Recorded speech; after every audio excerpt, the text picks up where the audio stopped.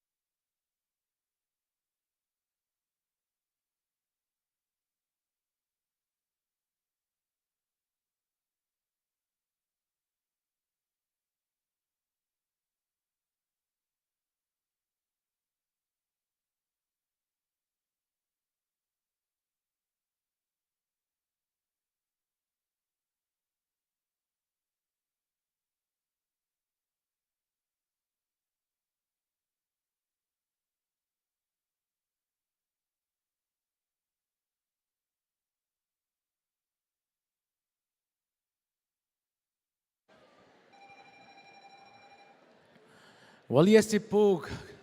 No, good morning, ladies and gentlemen. Hope everybody I heard everybody had a great time last night at the relatives. May, what's the eyes when, let's see, Pug. Nice and slow and easy going. Ando dumaya, Daisy will kakaniga, wala go to, may bembis cuidado, kudenige gastiomini. So we're going to start with a couple draws right away. And all right, click to spin. Okay, we're going to do a draw here. Your guys' numbers are on the back your name tag. The first winner is number 10. Number 10. When number 10, Nebadeduk.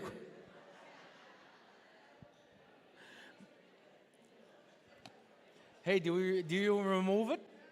Yeah, okay, remove. Okay, and we number 10, Eduk. All right.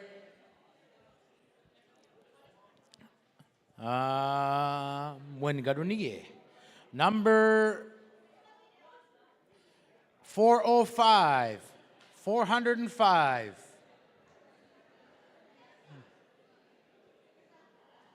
405. What game? 405, huh? Nebadeduk. Soapededuk.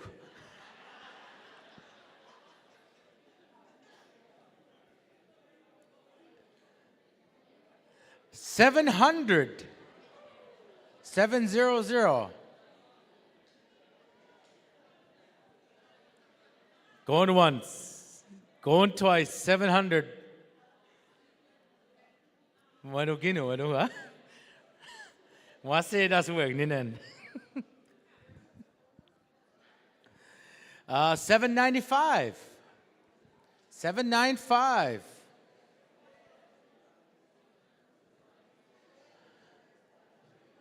Oh, mo imok 795 apa? Easter bed, okay? Wish ko ajum ko deduk. When? Gil 795. Dalgis Gil, isn't it? All right, another one eduk. Pugol na mugol dako. 720. Give us amok 720. Boxy Yopra again. You get a prize. You get a prize. Abukchik. Mo 720. Oh my goodness. Gadunige.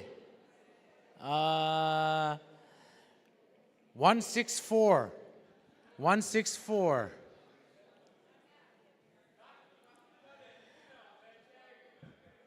Gil Negamoy. Mektul.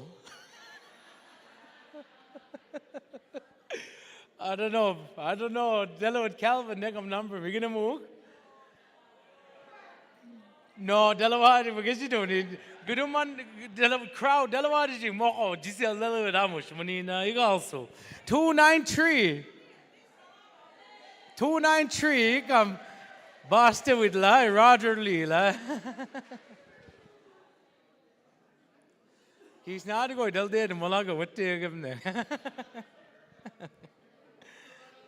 Amujedo. Okay, nige 201. Lulu.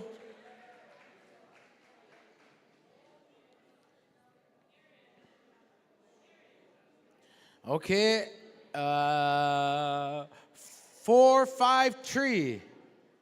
453. Allah, that back it took. Back it.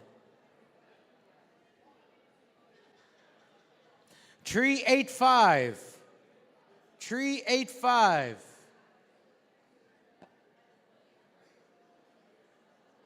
385. When 385? Wanna go when?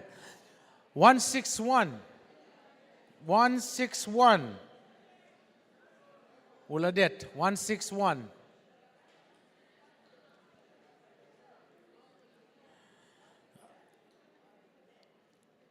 157. 157. Mary Lou.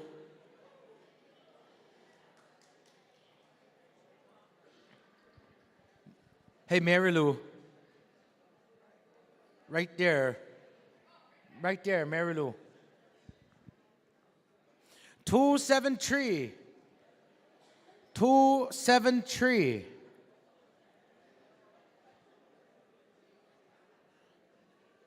May mo gadog 273. Walimpa gadog 273. There you go. 533. 533.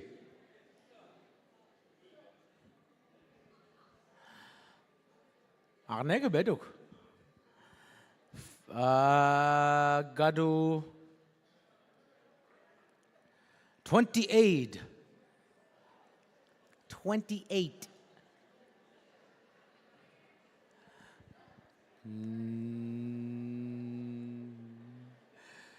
Moemuk 28. Aladet, okay, right there.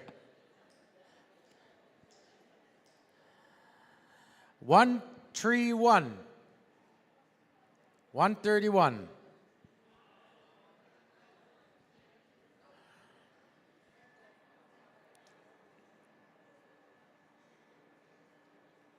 $760. 760.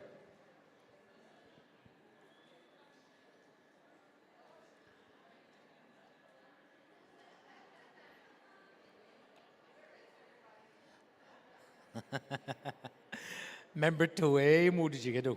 156. 156. 156.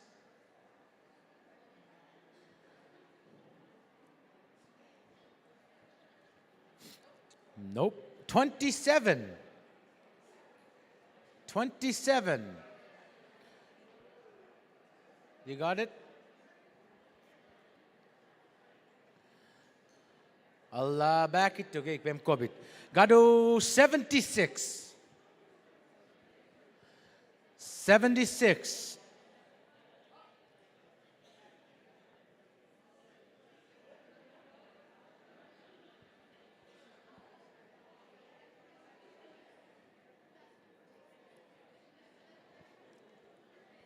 $144. $144.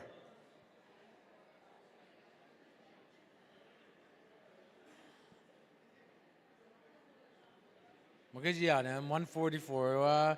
How about 264? 264. Allah det. Judy. Yeah.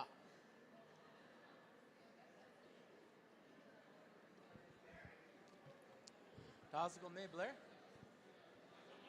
Tasko me. All right. 61. 61. When 61. 6-1. When 61. Once, twice sold. Got to 209. 209.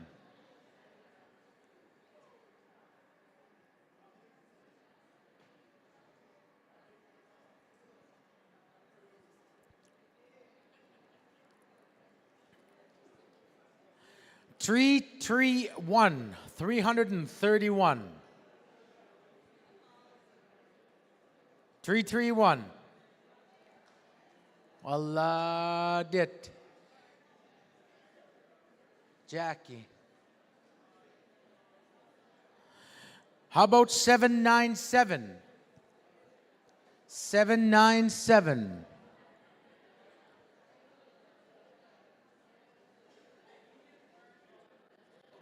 $797.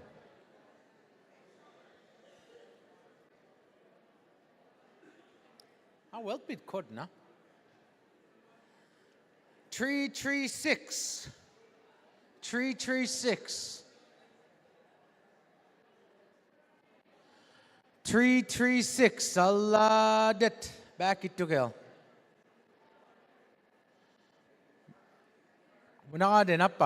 Who was it? Did you guys see it right back there?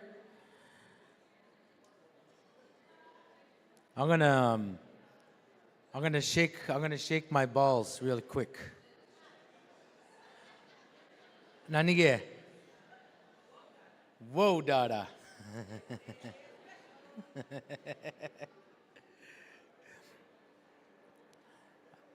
$749.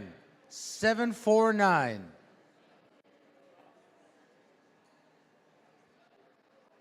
$749. Nimi Giselle? Moyendo gayi muk 749.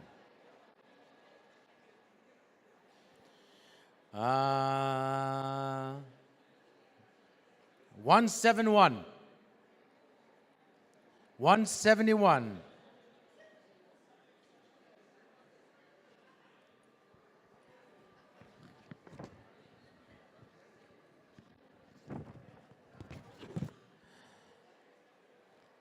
$69. 69.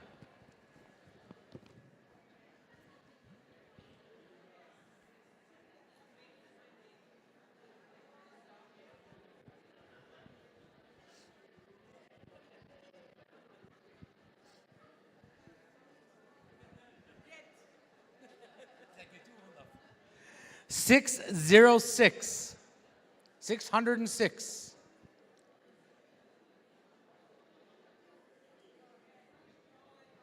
Rolling, rolling, rolling. Indian time. We're on Indian time now. Last one? Okay. 95. All right. Last one. So, Julian, I don't know if how do you want to.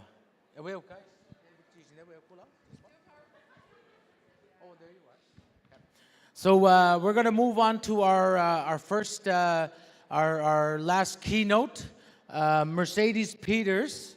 Mercedes is a sharing our stories coordinator at the Mi'kmaw Kina'matnewey Cultural Center. She supports the development of programming for the Future Center and works closely with the MDCC team, sharing Mi'kmaw worldviews, language, and history with learners and educators across Nova Scotia and beyond. She is also doing her PhD in history on Nova Scotia, on Mi'kmaw women's community work in the 20th century. Mercedes lives in Truro and is a band member of the Glooscap First Nation. Can we have a big round of applause and welcome Mercedes Peters? I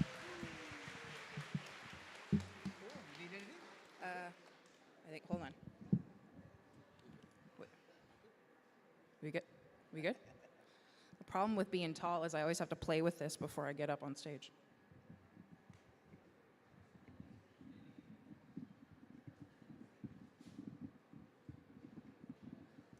And I broke it. Oh, I got it. We're good. Yeah. Good. Well, exit program set.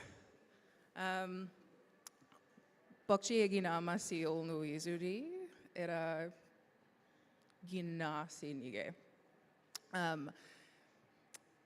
Mudaluizu, Gerald glowed, clearly. Meba, Waldasi Begasi Giskok. As Michael said, Deloise, Mercedes Peters, Octaleoi, Willistaguk, Glooscap Big Took, Gadu Wigi Truro Nige, Erolugwen Mi'kmaw Kina'matnewey Cultural Center, Nina Sharing Our Stories Coordinator. So Gerald couldn't be here today, so I was asked to come and share some of the things that we do. And at first I was like, maybe I shouldn't be here because a lot of this presentation is about how visual our language is and how we can kind of use those images to show just how visual of thinkers we are. And the problem is this PowerPoint presentation has Gerald's drawings all through it. And so coming up here and sharing those as somebody who can barely draw a stick figure scared me a little bit. But this is Gerald's work and a lot of the work that we do at the center that I wanted to come and share with everybody today. So the presentation is called The Language of Research, and anybody who has worked with Mi'kmaw Kina'matnewey, and there are so many of you in this room who work on our Elders Advisory Committee and our curatorial group and have worked with us over the past 2.5 decades or so now, who have contributed to this. And one of the things that we understand and have to do over and over is know that the language has to be at the center of everything that we do. Whether that is the research that we do, whether that's the programming we do, and it's not just taking English stuff and is it too low?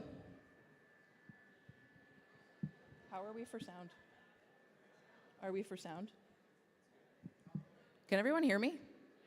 Are we good? All right, if I'm talking too fast, just go like this, because when I get excited, I talk like a motor, so just go like that and I'll slow down. But the things that we do is we have to do everything at the center with the language in the middle. And that has kind of led us to some really cool findings that have changed the way that we approach research, approach bringing artifacts home, our ancestors' belongings home to us, and how we approach building our educational materials. So we wanted to show you some of the stuff that we were working on in the past, some of the stuff that we are working on right now, and then we want to share some of the things we're planning on doing in the future. Some of the stuff you might want to use where you're from in community, some of the stuff you might want to share with us, and if there's anything here that we present that we're not sure about, if you know and want to share, please do. So, how many people are familiar with the Mi'kmaw Digital Atlas? Probably a lot of you, huh? So we do a lot of work with the Digital Atlas and place names in particular. Because our language is, as Ernest Johnson says, distinctive and descriptive, and it comes from our land, we go to the language to kind of build a map of the place in our head. And what that has actually done is that has helped us with the research that we're doing and how we share it with other people.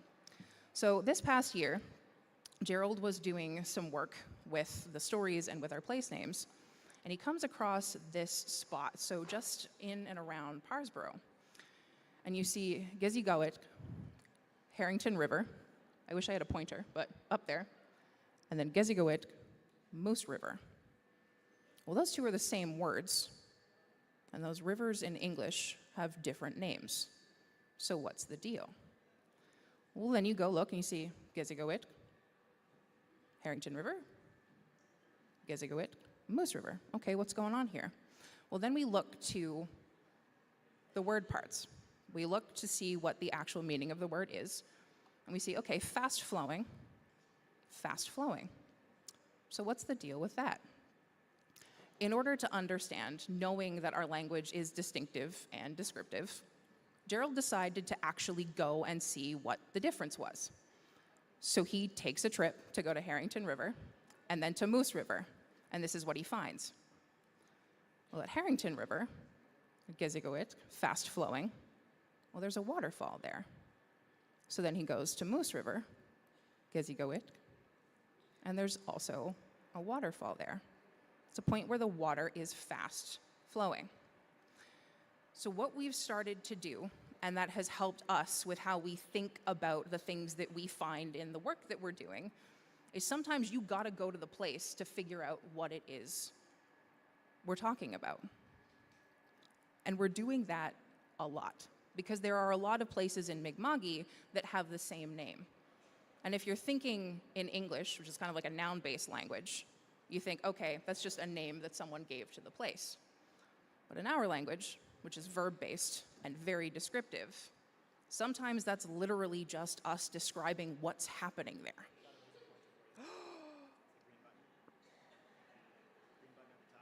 This is dangerous. Oh, this is good. Can I take this home?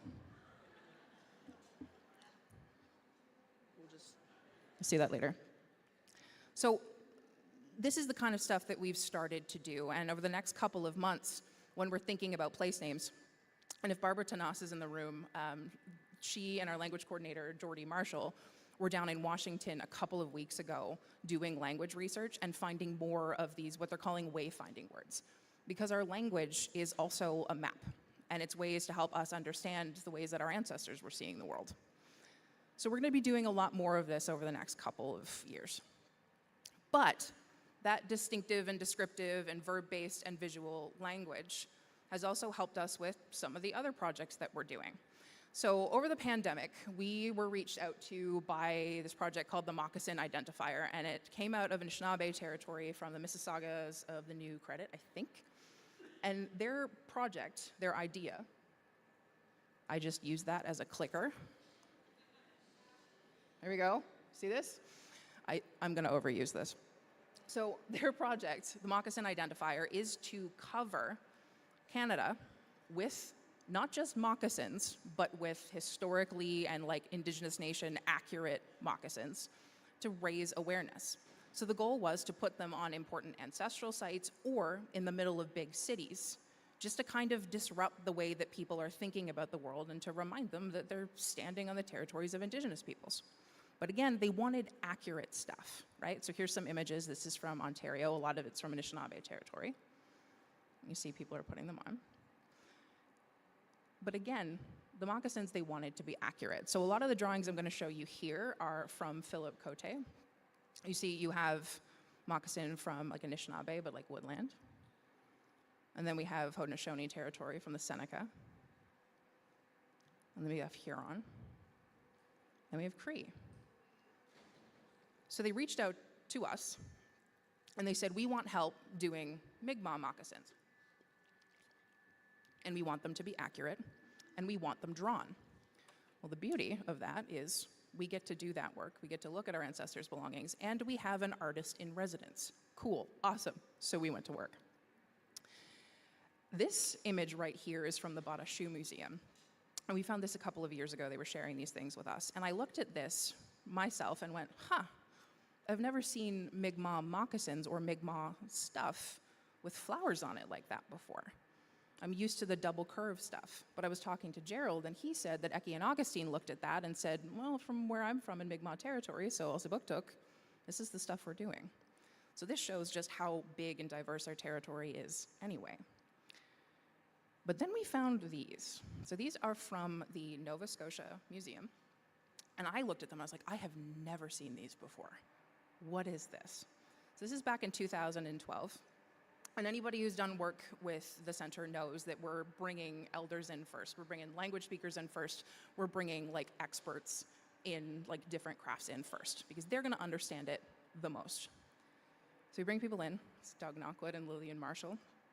And Lillian took a look at it and went, it's Unisk. People in New Brunswick used to call Nova Scotia Mi'kmaw Unisk because that's the type of shoes we wore. Now, fluent speakers in the room who are really into word parts, who are kind of getting into, like, don't spoil this. This blew my mind when I first saw it. So Unisk, okay. Now, the English name for these shoes in the museum, the way they described it, was that they were moose shank shoes. Okay, so we know they're made of moose. Unisk, okay. So when you take a look at a moose, and this is where that visual stuff comes in, one of the other things that we do is when we use language, because it is so descriptive and so, like, what's the word I'm looking for, specific, we often use images to explain what it is that we're doing. So, okay, here's Diam. Okay. Now, Unisk, you're taking a look at what the shoe not just looks like, because again, Unisk, okay, you're thinking. All right. So in a book by an older guy, I think he was from Gespagwit, named Jerry Lonecloud, he told the people that he was talking to that Unisk means hind legs. Now, in part, yeah, because those shoes come from the hind legs of a moose. But then we think about word parts, and the first thing that jumped into my head was hun, like heel, or refers to kind of like the direction and what that heel looks like in those word parts. So when we think about our language being distinctive and descriptive, Unisk, referring to us and the shoes we wore, also describes how those shoes are made and where they come from. So we automatically think of Diam when we talk about the shoes being Unisk. So Unisk are really neat. So you can see this look right here. If you go back to the shape of that moccasin, you can almost see the hind leg of Diam in there. And the way that they were made is also kind of right in the name itself. So if you go to the hind leg, see the shoe fits right there, and the way you make it is simple. There's 2 cuts. That's all you have to do. So you cut the hide on the top, above, and on the bottom. The top becomes where your foot goes in. The bottom stitches to the toes of the shoe. And then you just make 1 cut down the front and stitch those together. And you get 2 of them.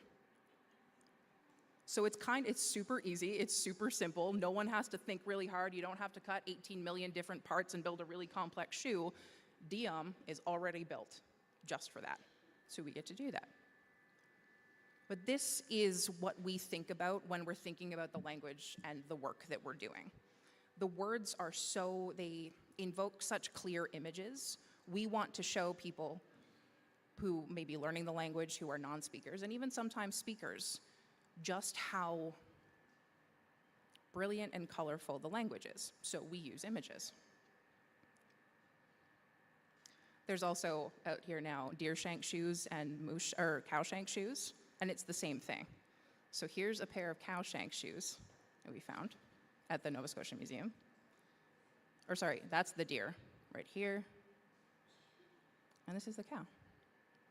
So the way that's built right into the body of the animal is also described literally in the name of the shoe. Except my knee doesn't go that way, so just pretend. Some of the other things that we found to do this work, this is Maggie Gould and Mary Jane Gould. There was an anthropologist who was working for the Gustav High Museum in New York who was asked to come up and do a lot of anthropological work. So he went up to Mi'kma'ki and he started visiting communities and took a bunch of pictures. This is one of them. But he also bought moccasins off of Olnu that were selling them. And so this is the record from the National Museum of the American Indian. about how much he bought these moccasins that I'm about to show you for. So one was $7, which in 1930 was a lot of money. $6 and then another $7. So this first set, and I don't have the notes, I think these ones might have been, hold on. You guys get to see the background for a second. Oh, I can't. They're just pictures. Never mind. I broke it. I didn't break it. So these, I think, so I'm about to show you this one, these ones. So these ones, I think, are from Eskasoni, and these ones might be from Millbrook, or these ones are from Eskasoni. Anyway, this particular trip collected these moccasins. These are from the NMAI. And this is what we ended up using to draw for the moccasin project right here. So now these are going to be put in spots across Mi'kmaw territory. And so are these.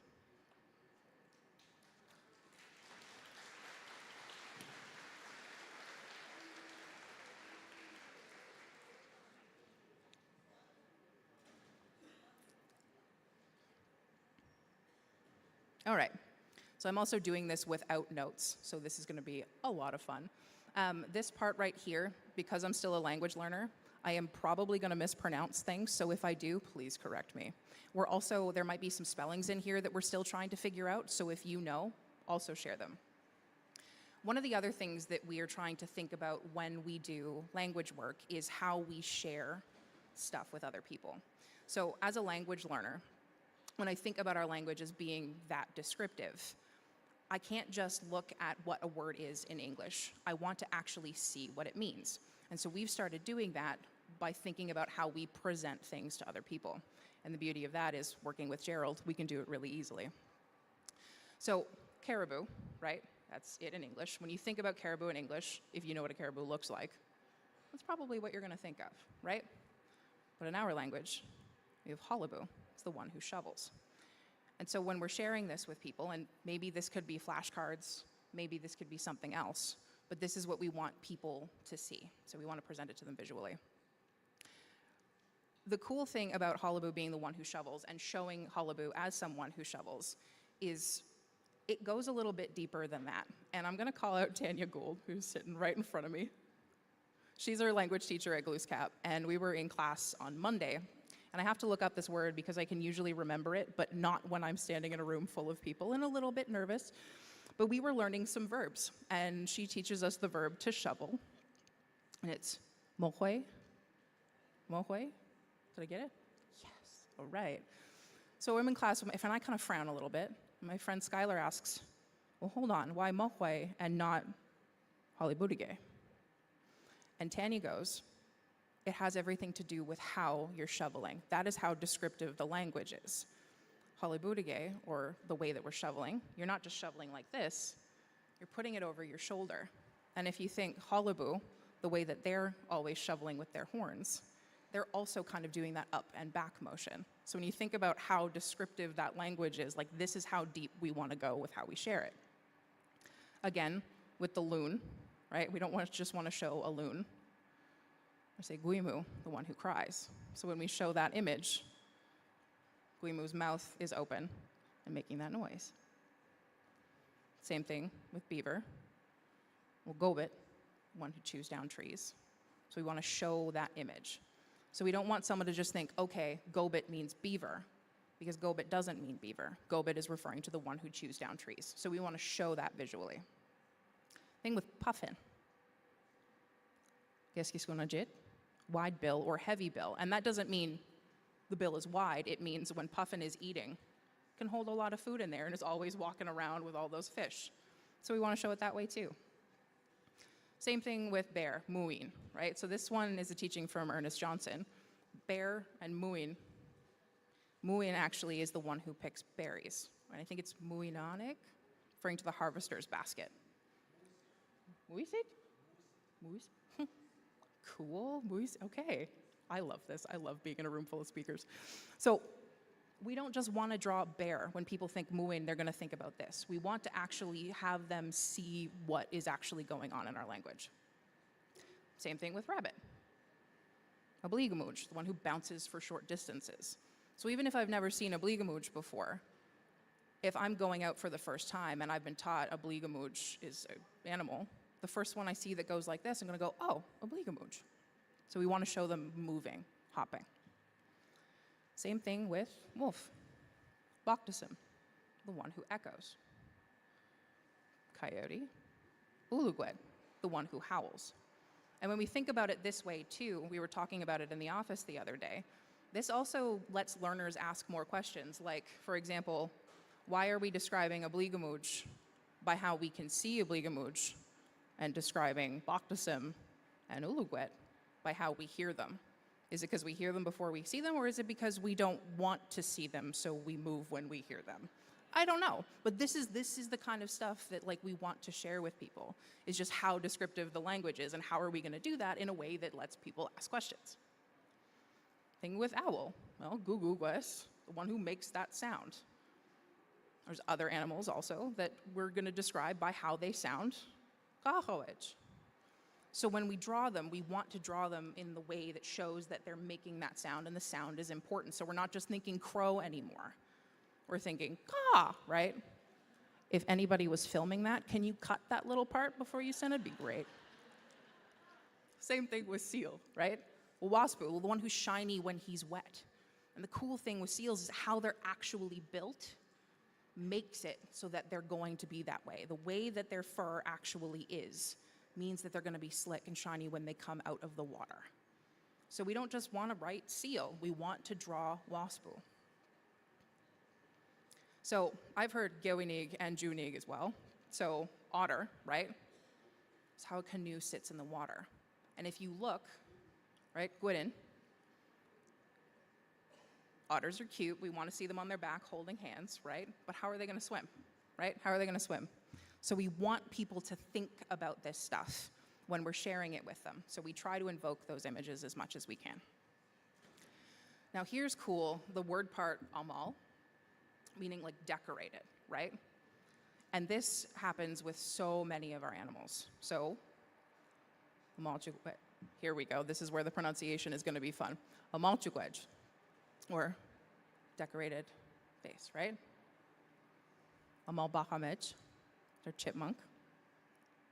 Now this is where we're going to need some help spelling. So this isn't just Mi'kmaq, right? This is, or not Mi'kmaq, turtle. So this one, and these are things that we're learning from speakers all over the place. Amalinokjij, or painted turtle, is referring to the decoration on his back. And then macro, amalima, looking at the drawing on the back.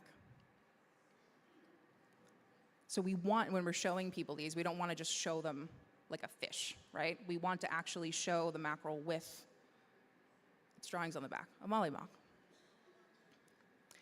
So that's kind of the stuff that we're doing in the present. And if there's any more that people want to share, or if you want to do stuff like this, whether it's in your school or whether it's in your language classes, take a look, reach out to us, see if there's anything that you can use. But I want to now talk about some of the stuff that we're going to be doing in the future. And that we've kind of been doing for a while, but these are things that we're not totally sure about yet. So we wanted to present it to speakers or to people who might know these stories to see if there's anything that they can share. So this is a book from an anthropologist. There's two sets of Wallace and Wallace. There is a mother and a son, and then there's a couple. I think this one is the mother and the son. But they write this book called The Mi'kmaq Indians of Eastern Canada. Now, one of the things that we keep in mind when we're going back to these anthropologists' works, when we're looking up stuff at the office, is something that Ernest Johnson tells us, is that anthropologists often wrote down what they heard from us, not necessarily what they understood. Which means when we bring speakers in to look at some of the things that they're talking about, or knowledge carriers, there's a lot of really funny things, like funny misunderstandings. You'll also see cases where like our ancestors were 100% joking with them, but they took it seriously and wrote it down like it was real. But sometimes there's also these really interesting pieces that when we bring back to community, they're stories that they remember. And so then we get to go back and look at word parts in the language to try to pull these stories out. because our language is also story, right? So this is this book. I think you can actually get it free online. There's a PDF online if you want to take a look at it. But there's a piece in it that Gerald was looking at and has been looking at over the last couple of years. And I'm going to read this part out to you because there are pieces in it where language speakers are like, I haven't even seen that word before. But there are people who remember the story.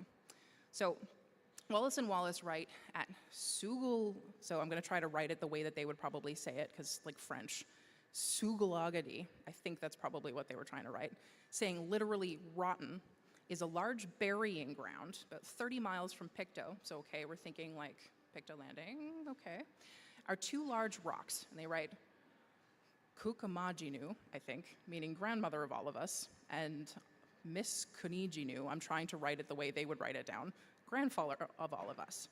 And we've had some of our language coordinators look at this and say, I haven't seen this before. What? Like, But we want to think, okay, if they're writing down what they hear and not what they understand, if they have an English or French speaking brain, they might not be able to pick up on some stuff. And there might be word parts here that our ancestors were using that we might not be using as much anymore. So they describe it as they have moved from the bank towards the water's edge and are now near the shore. They're man and wife and are moving slowly, all the while endeavoring to get closer to each other.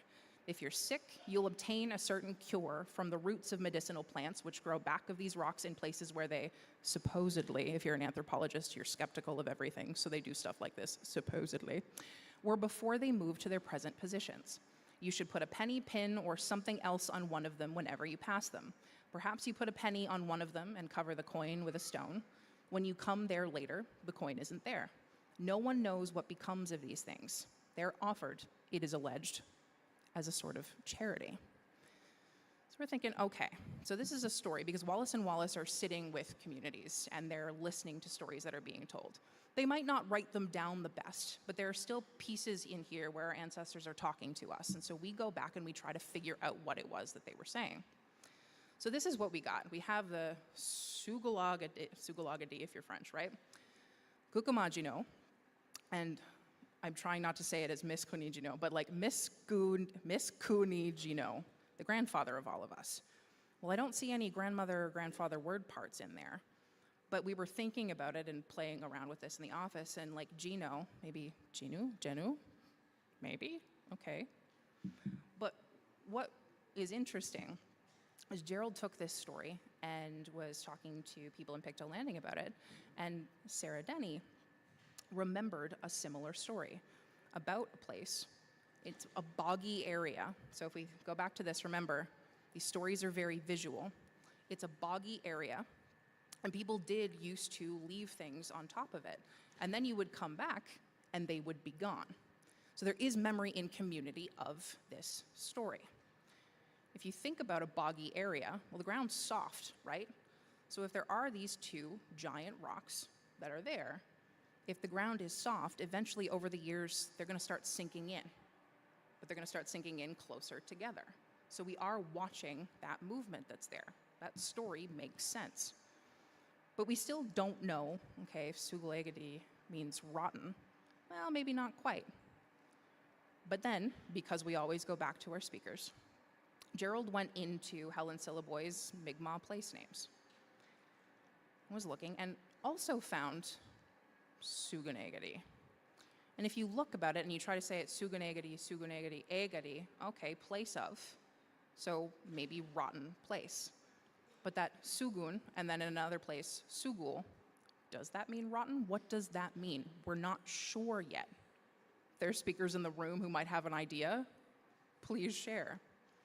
But this is recorded in multiple different places. And so one of the places, this is used to describe an Indian cross point, eastern side of entrance to East River. And then they say,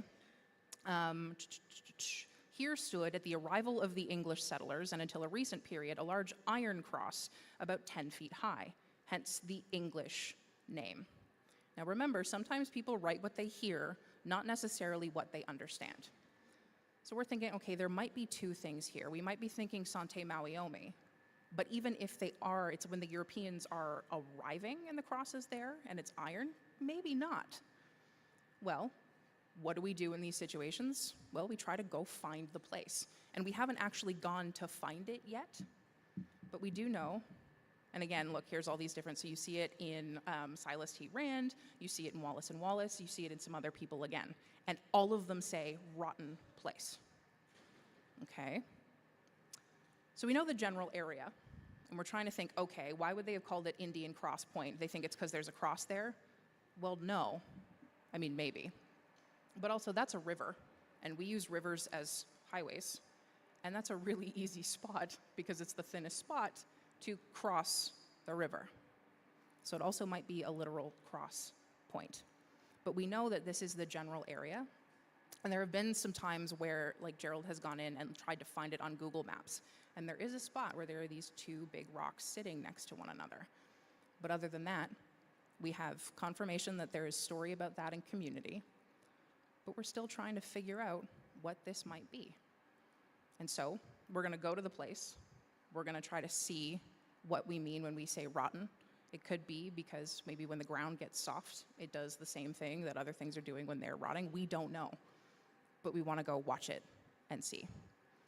So we wanted to share this with everyone here today to see if they have any ideas, to maybe see if there's inspiration to do things in your own community, and if you wanted to talk to us, to let us know. But that's what we got. Boxit B. Wolallen.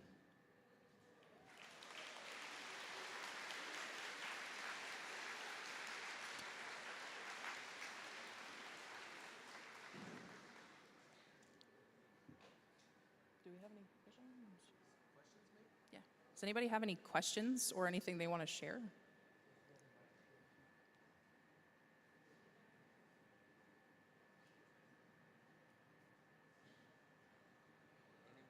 Check, check. All right. Anybody have any questions?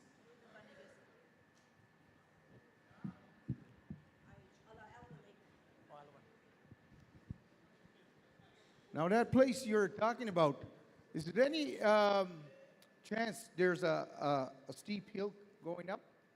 In the area? Yes, because you're saying it might be rotten, but it might be pronounced as Soria, which means it may be going up on a steep hill. It's the beginning of... So that's interesting. Because that's written in Old French. And in Old French and English French are... Well, modern French is different than Old French, and a lot of our places are written in Old French, and the pronunciations may be a little bit different. And because of Francis and Smith pronunciations were kind of off a lot of things, eh? And I would look into the landscape if it's going up. There's a hill? Yeah. Could you say that again, what it might be? Well, it could be like Sorladi. Sogo? Yeah. Or you never know, because see, we don't have too many elders that speak the Old French anymore, and a lot of people never heard about it, eh? But it was the times before 1800 when the fall of Louisbourg, and after that, the French and the English started to intermarriage, and the French that we know of nowadays is read in an English form. So, anyway. You never know. Anyway, that's just something to look at. Yeah. Well, Alan. May I point?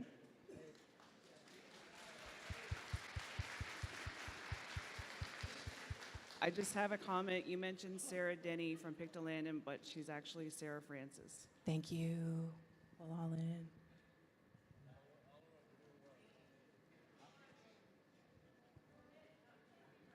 I know Picto has English word, right? You have what is in Mi'kmaw? Am I allowed to be a little rude? It's talking about the gas, like, coming out of the ground there, right? Like, Picto?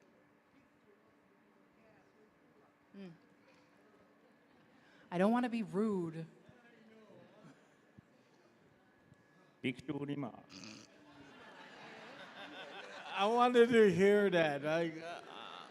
I heard that in the 70s, and when the elder was talking about it, and he described Pictou, and when he said it, he described it like that. But he referred it as land of farts. So my dad, Jason Peterso, he didn't speak, but there were things that he knew, and so he taught me a few of them. And one of the first things that I remember him teaching me was like Bikti, but also like Biktok being like land of farts. So like I come to like school, and I also come to work at MDCC because we're talking about districts, right? So like Biktok, right? And now I understand there's fault lines in the area. We're thinking about like Japishkam, like, you know, the earth is moving, right? Gases, escaping gases, right? So like methane, sulfur, but the entire time they're talking Biktok, and I'm trying not to laugh. I'm trying to be mature at work, but I'm like, Hello? Oops. I hear the word suguni, sugun. Sugun? Yeah, so when I look at the picture, I could see the bay, and it's like got three, I don't know, tails of something. Going at Sugun. Your tail, Tail? ain't it? I'm just taking a wild guess here, but I hear suguni, sugun. Sugun. Isn't that the beginning of what you were saying? Sorry? Was that the beginning of what you were saying? The beginning of the words? Yeah, so there's like two or three. So there's Sugun, it looks like Soogun, or Sugul, like with the L. So Sugun. Yeah. I'm from the Pulit clan, so, you know, I see. I see tails, feathers. maybe.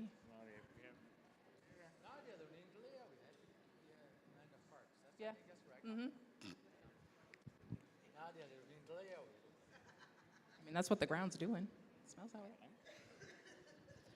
I also see the sugulega, when like it said, like stuff is rotten. So if people were putting stuff there to offer, you know, sometimes they would be putting stuff in and it decomposes. So sugulega. That's what I read. Well, Alan.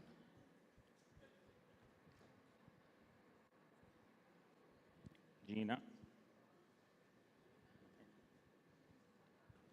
Okay, when I look at that area, I know that that area used to be the gathering place where people would come from PEI and they would come from all over. So maybe it's where they would empty out their canoes or something. Maybe. It's like all ideas here, like share them because it could be what it is. But there's in the next little bit, like we're hoping to actually go to that place to actually see too. So these will all be good to keep in mind.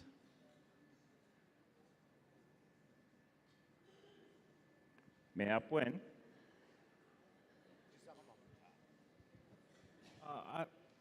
In out of respect, I like to mention Danny Paul.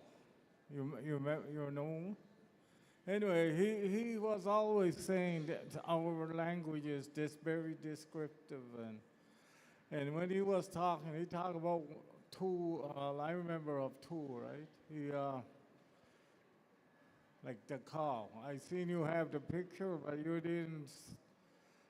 Where it was brought in, imported by the French. When Mi'kmaw seen it, they said, Wenush Diam. It meaning Winji Diam, right? This was Danny, he said, that's how descriptive we were. And the other one,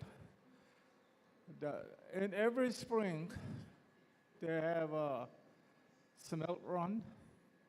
And Mi'kmaws, when they gather and for fish after a harsh winter, kapesa, that's what they call it.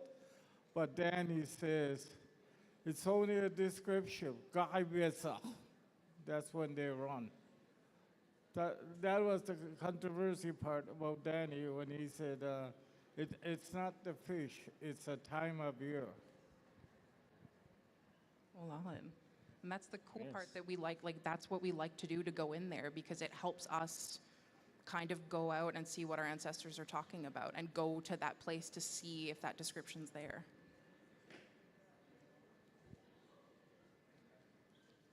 Which school way?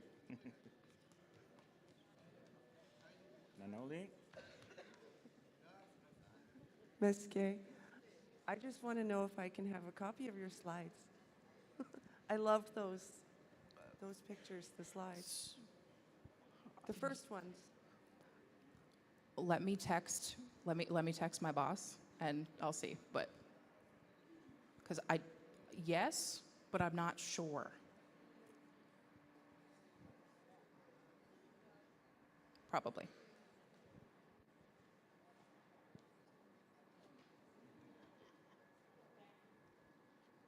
Hi, I was just wondering if there's any flashcards available of the animals you had. No, but we were talking about that in the office. Like, we were like, okay, maybe, like, we haven't done it yet, but if we're thinking about if it would be useful, if like sharing those for folks, like. Yeah. So we'll see, because if there's a way, maybe we could like send it to like MK or something, but like have that conversation about doing it, because if that helps, then yeah. Yeah, we would love it in our school of Mamakuk. Okay. Yeah. Namsid? Aha. Nahit? Well, Aliag, Mercedes, thank you very much. How about a big round of applause for Mercedes? Well, Aliag, for your presentation. Baksipki Well, Aliag. We have our next session start at 10:30. So they're all across here. DTLL in the rest of the high school. Stampum wal mukawandas will dig stamps. Dantijudawi damk. Amo did you guys Lugawinu, Chrissy stamp out your guys' passports. So there's some of our MK staff. They are by the doors with stampers, and you guys could. And Tim Bernard said okay to share the slides to MK. So we'll email. I think we got everybody's email anyways. We'll figure it out. Walaliak.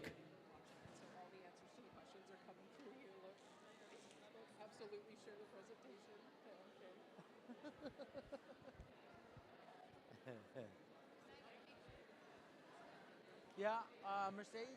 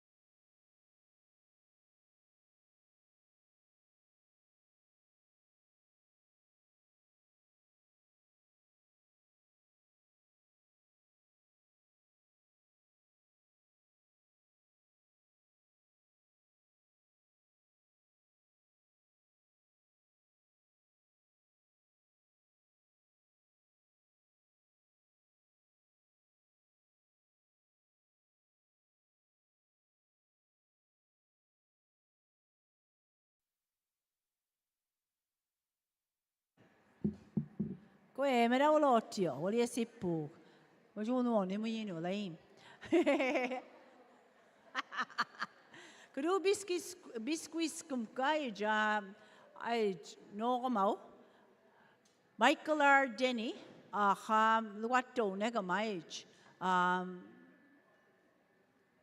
Cultural and language song demonstration. So, Michael R. Mi'kmaw Kina'matnewey, Elugawaji Mijuaji, Jidai Red Road Project, Elugat, Hawudanal, Niskam Querum, so Tammy Lenud, La Squishinu, Muna Mawiomi, Lam, I Abonamatkola, I Allah Sidim Sutan, Sutami Wudanal, Abonamoji Squishinu. So, Michael R. Denny. Well, in Babalo.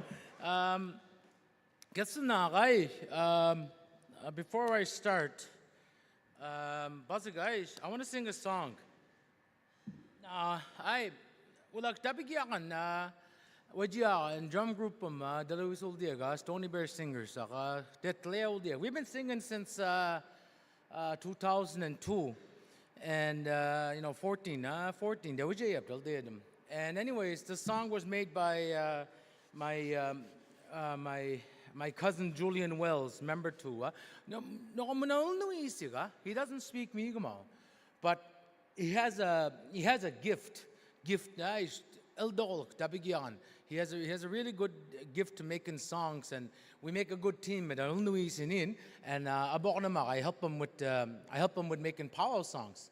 So, anyways, there's a song that he made long time ago, probably close to 15 years ago, maybe even longer than that.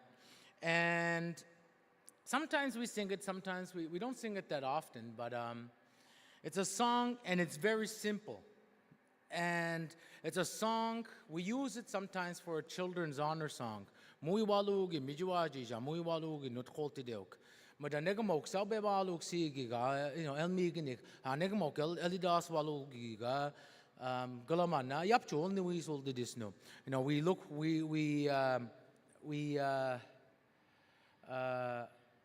We look to our children and the young people to carry on our traditions and carry on our language, for the future, and that edasu that they'll still continue, and going into the future we'll have our language and these songs.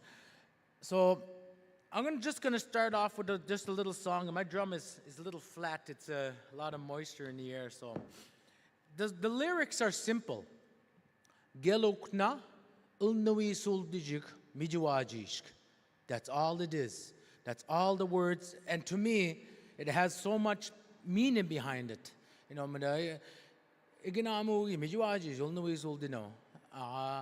This is one way that my drum group, we honor those kids through song. Just a short little song.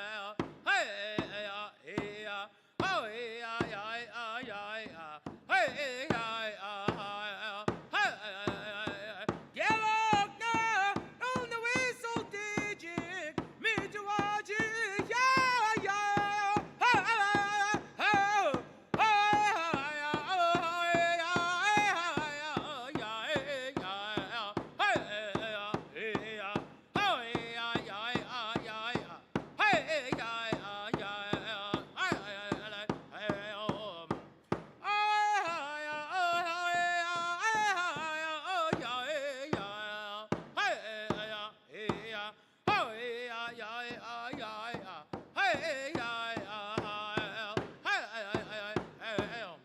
Now, that song, you know, we, wala halyo.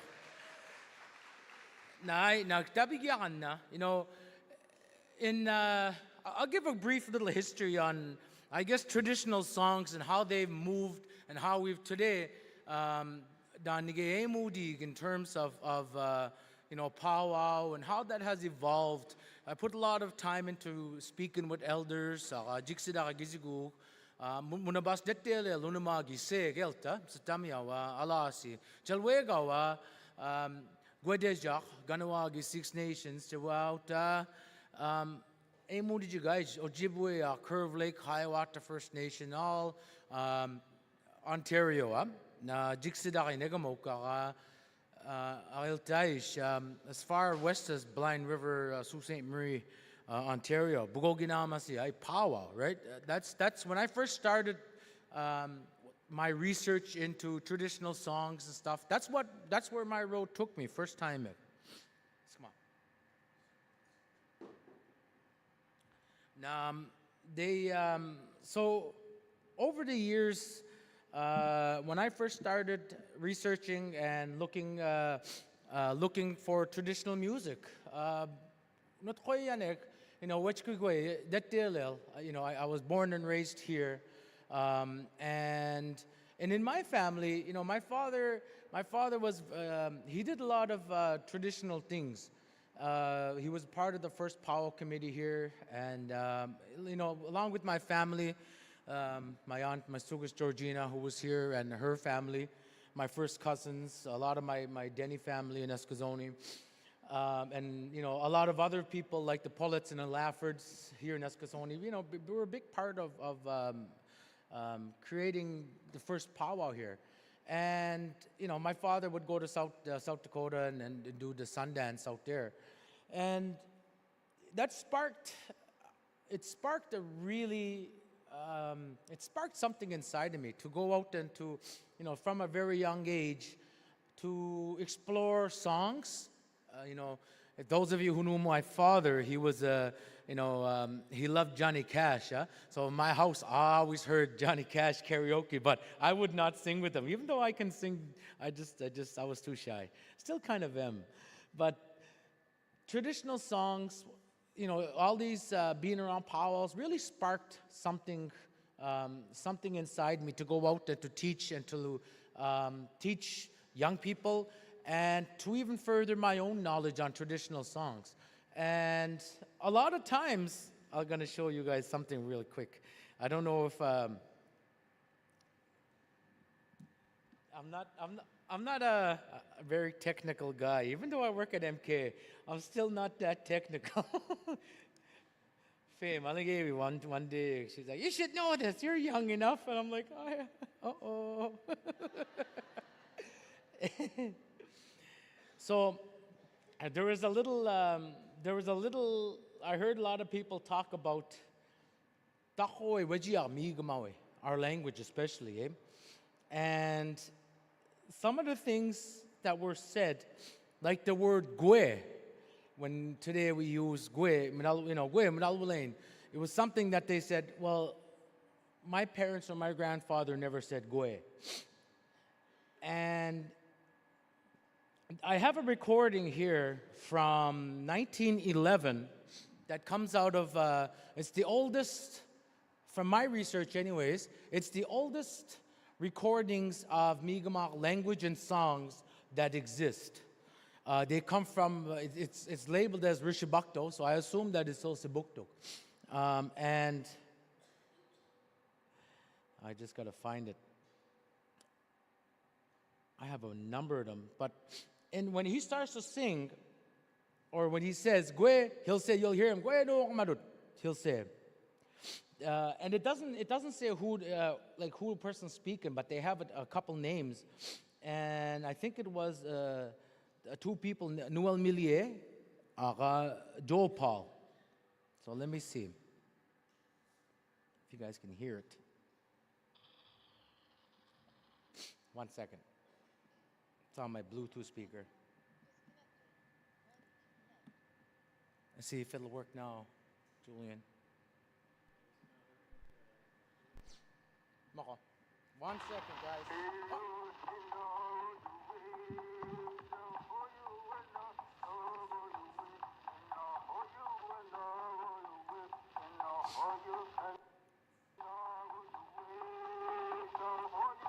It's not this one. It must be this one. I got it. It's up. That's the one. I think.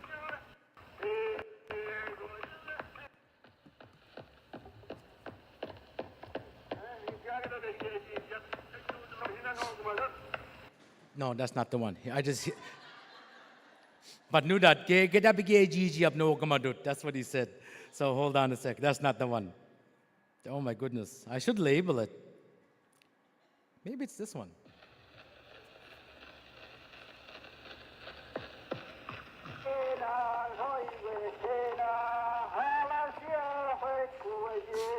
That's not the one. Anyways.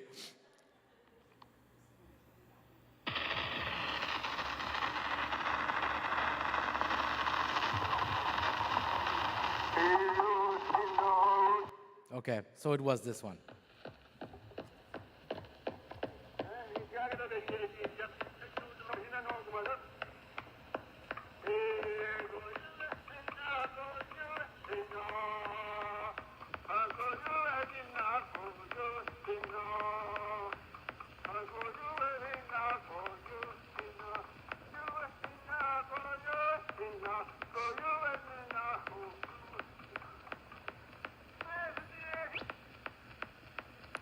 So, for those of you, who think about this, in 1911, at the time the Museum of Natural History, I think it's Museum of Canadian History now, was going around recording East Coast music and stories.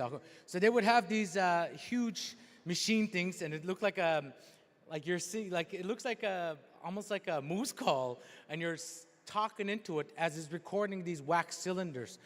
I had the opportunity, with a couple things I did with MK as a part of my research, going out to the museum and actually holding the actual wax recording of these songs. He wouldn't play them for me. He said they're fragile, they might break. But I had the opportunity to be able to hold them. And the conversation that we had with them was that the songs belong to our people. They come from our territory. And you look at, for example, New Brunswick. From speaking with people, especially in Big Cove, Elsibuktuk, there is really no memory left of they have no living memory of it. But we go back and we look at the oldest recordings that we have of anybody even speaking Mi'kmaw comes from that community. So I'm going to continue to play this one. The quality is that's just the way it is.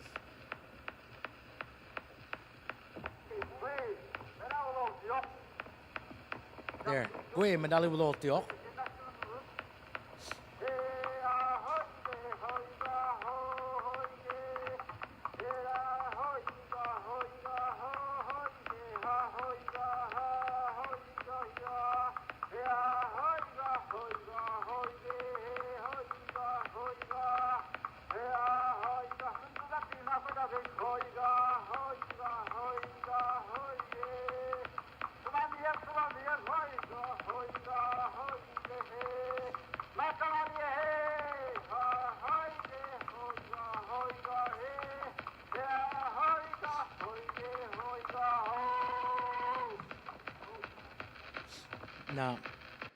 Now those earliest songs that we know, you can hear them.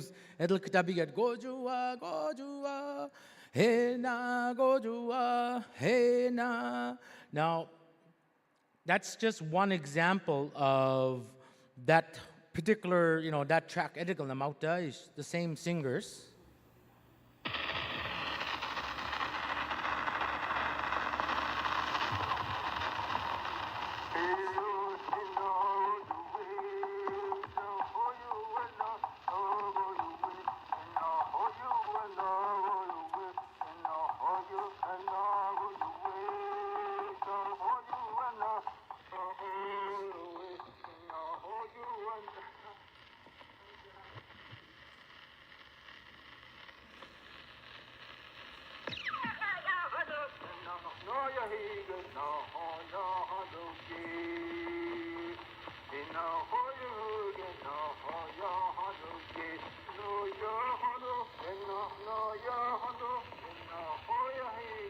Now, the same bunch of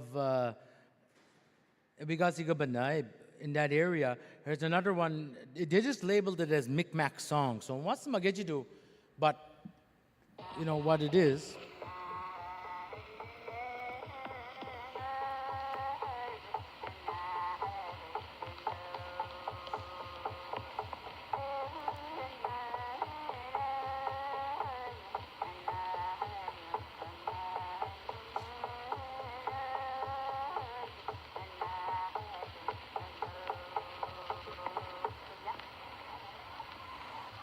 And a little bit of,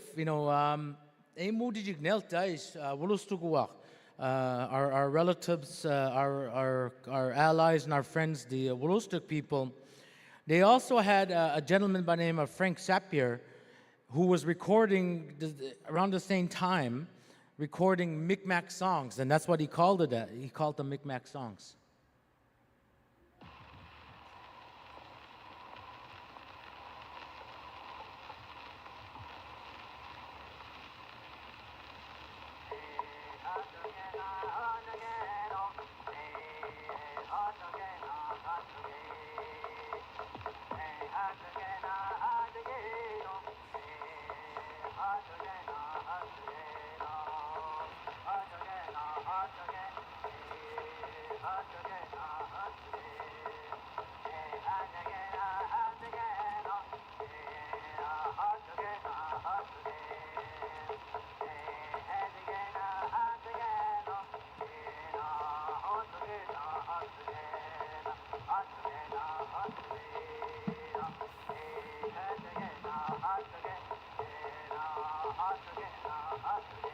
So, from the earliest recordings that we do know exist are housed in Ottawa, and with my opportunities to go out there and research these,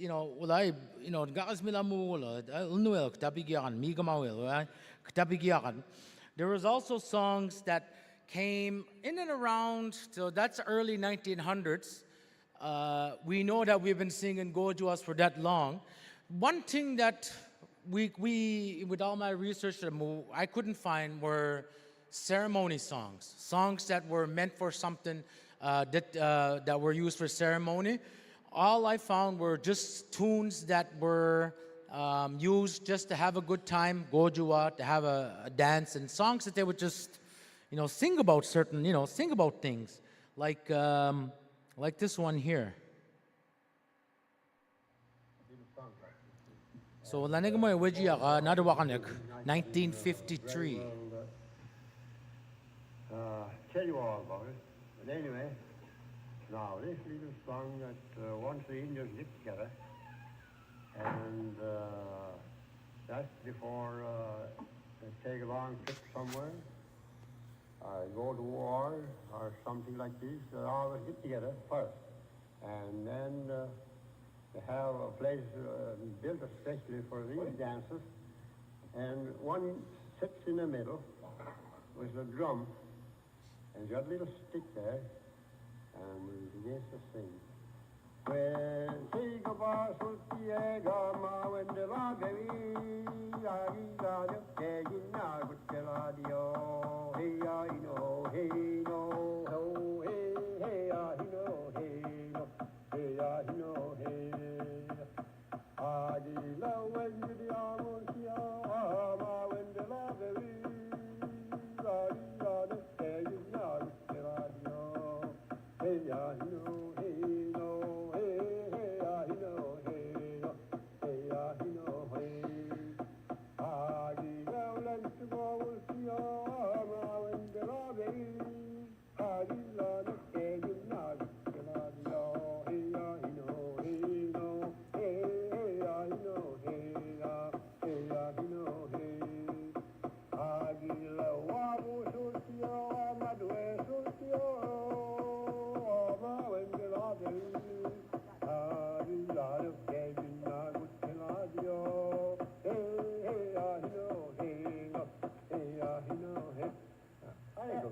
No, no. There's a couple songs that in between gap edek.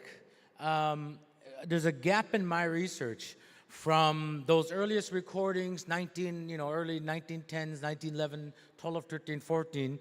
Did you till about 1950 when Helen Creighton out of Ottawa at the Nova Scotia Museum started to go around and record Gizigu.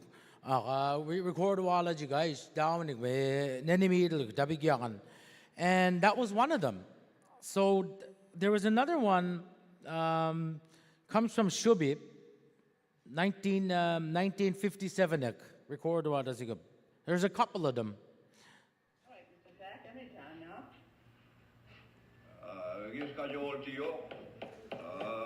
Skmaje. Lajinam, anyways, Moai, Mogla say we see Lajinam, no that badana, but they'll delum ki game moody gigamanaki, Giga Jewa Jibni, Aglasio down when record while I did.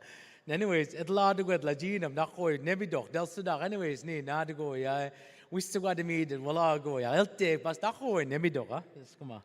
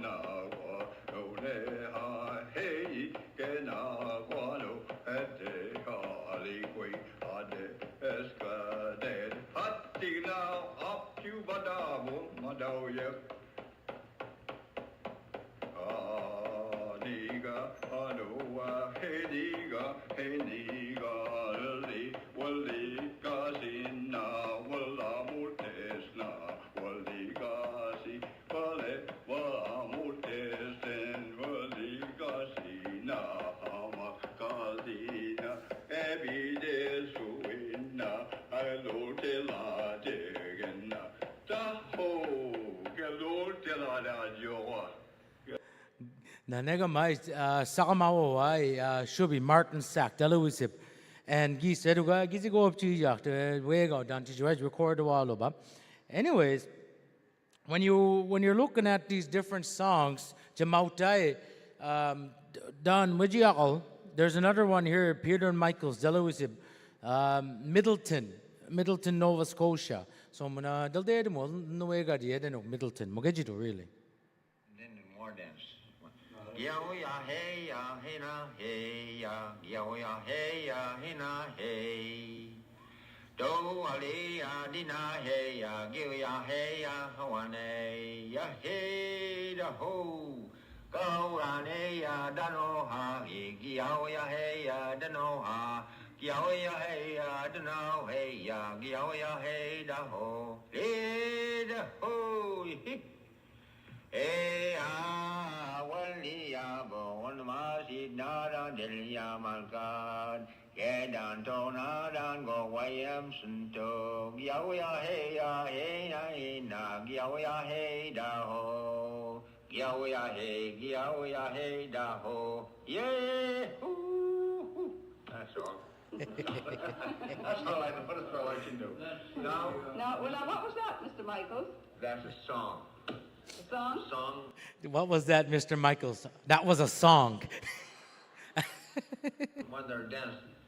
For the dancing? Yeah, it's the same you were singing tune, something like that.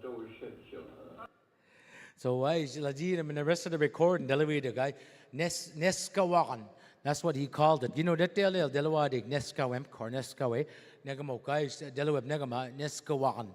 So he had no name for the song, but simplest way, he just called it Indian dance song.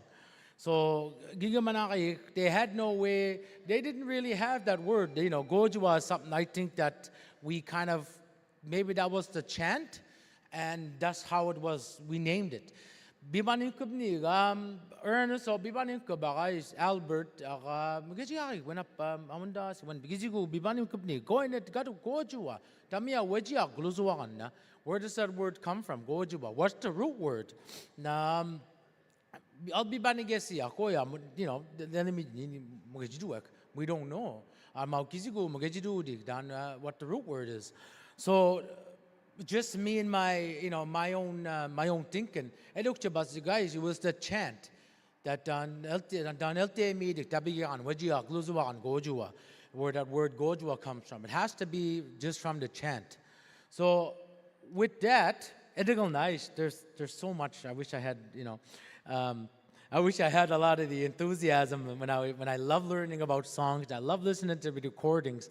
Edigal I aim about last fall. The Jixidaka guys, the stuff that hasn't been digitized yet are actually on tapes. Now, you know, even simple little things, the months. Genum Chish, Bear River, Aganut.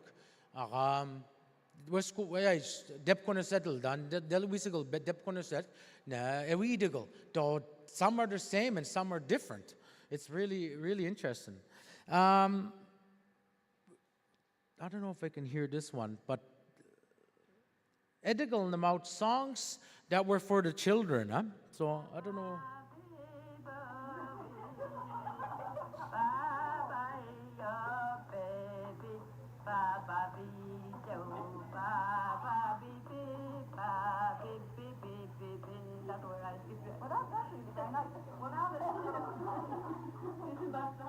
Now that it's a little quieter, could you do it again? Because that's very nice. It has a tune. What's the matter? Oh.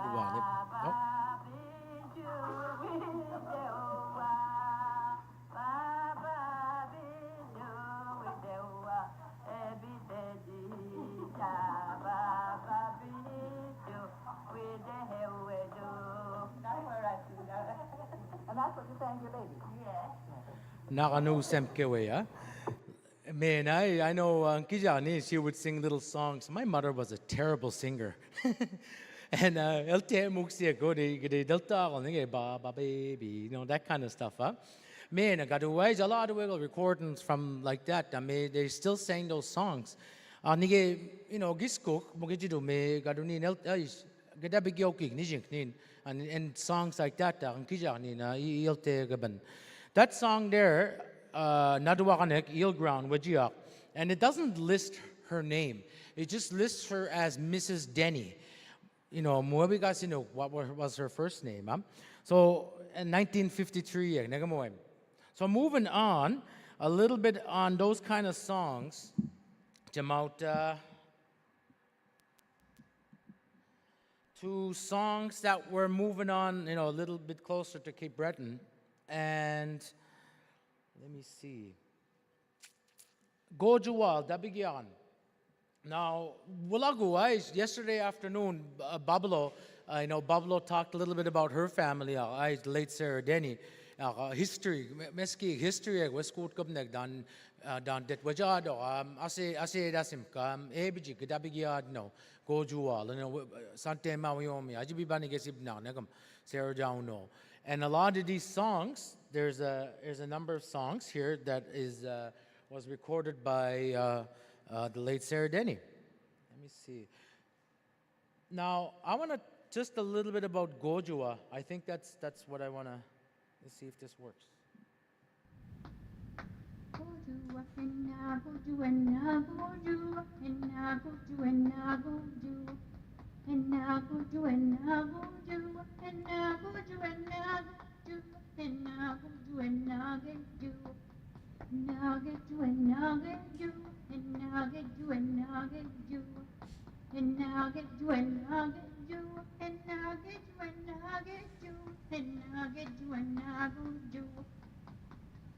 and I go do and I go do and I go do and I go do and I go do and I go do and I go do and I go do and I go do and I get do and I get do and I get do and I get do and I get do.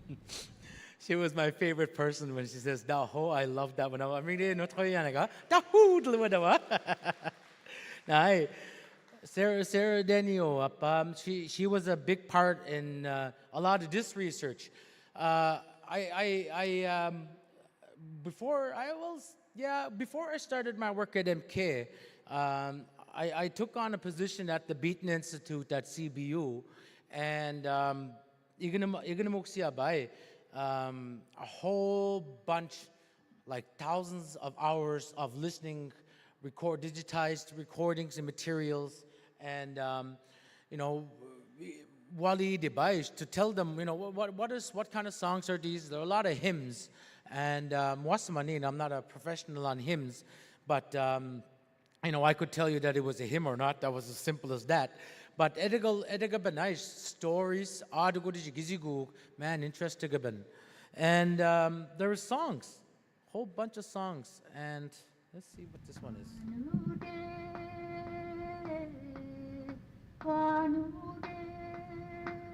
That's not the one I want to listen to.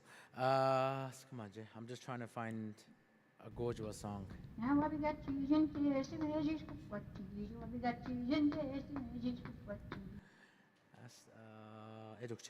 Maybe she only recorded one. Now, Walago Wise Buffalo, she talked about those songs. Those are really.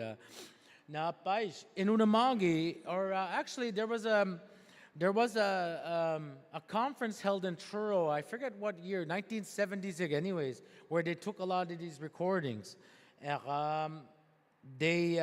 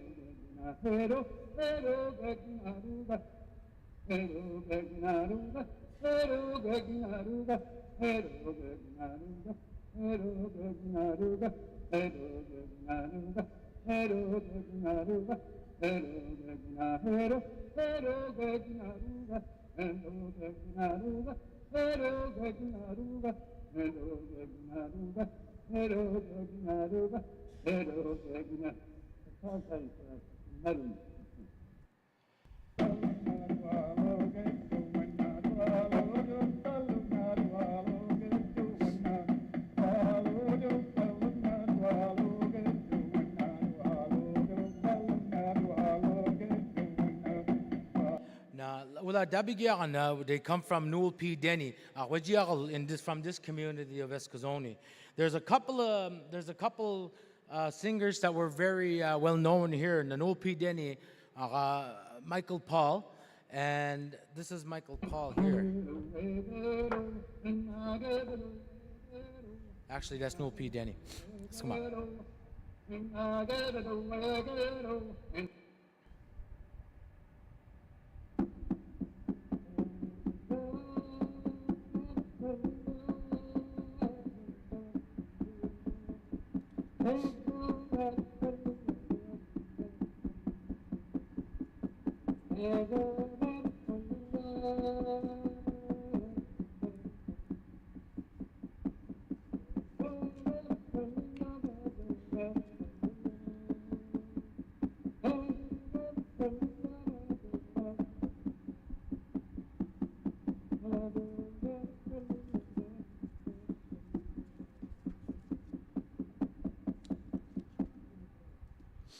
Now, I'm trying to get songs from different areas.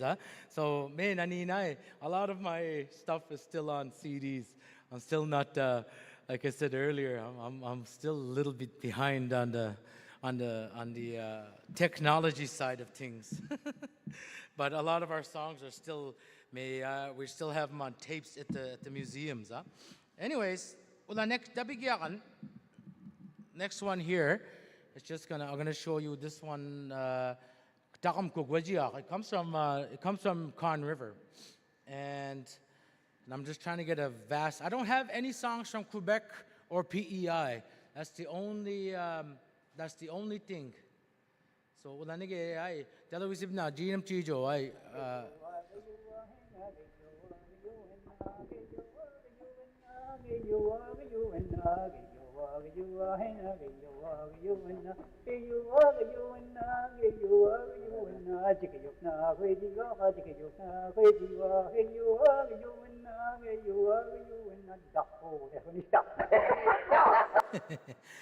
it's Peter Gidor televisib na sa Kamawo na Dakamkuk and Conn River. But there was a lot of, little different tunes that, Gigamanakayig that we're still practicing and we were still doing. And before I move on to the next part, may Indian dance song.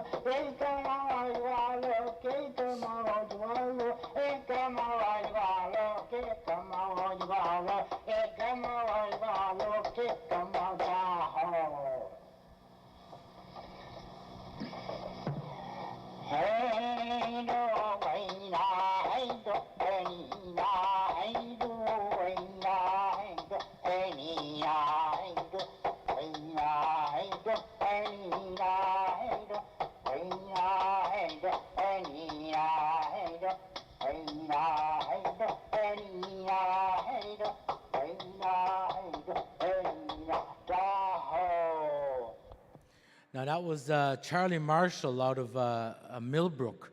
Now, when our music may dijuwais, it'll go to our dibni gigamanakik. We also, we had very many musicians among us. In different styles. So, one of the most, we got Gisco, we got, Morgan Tony, before we had Morgan Tony, we had. There's all kinds of Indians. So the Mi'kmaq is my tribe, so this is the only thing I played.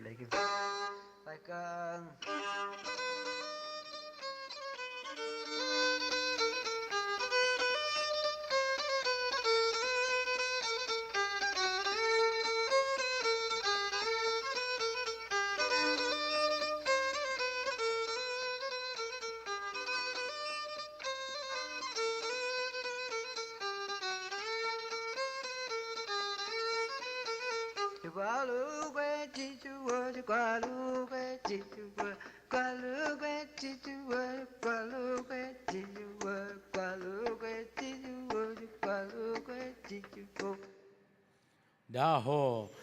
Nah, that was Lee Kreml.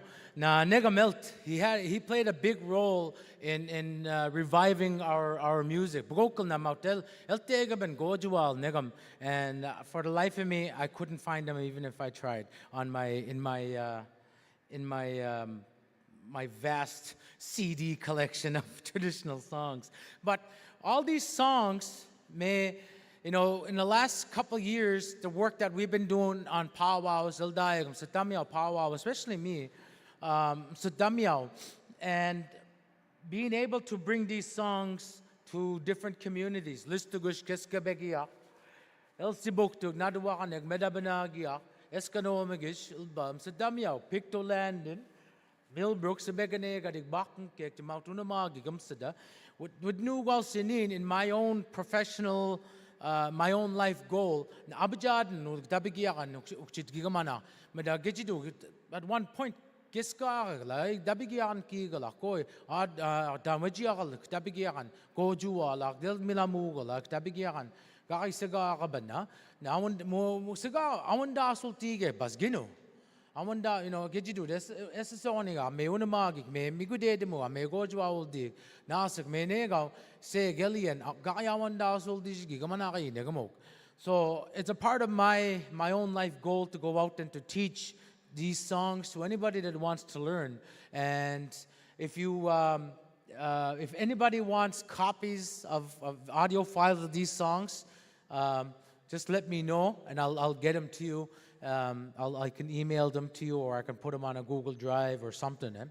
But if you want to go out and you want to teach these little songs to our kids, that's the best way to ensure that we continue on and practicing our, part of our culture that belongs to our territory.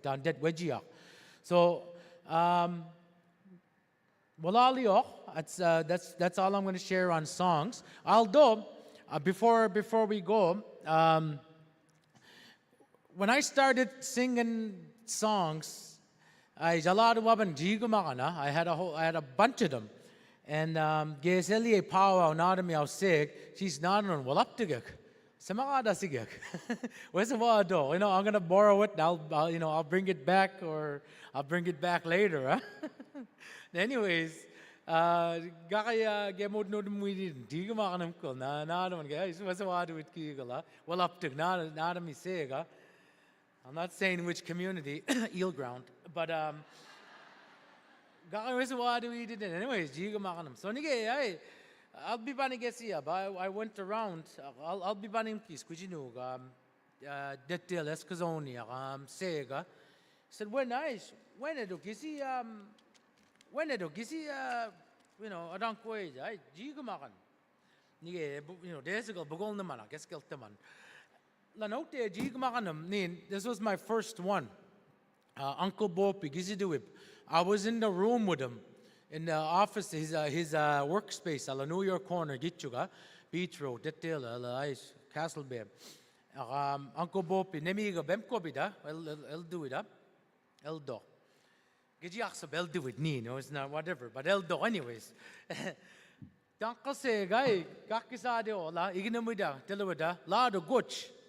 Oh, guaranteeing about Monopoly, Samarasin,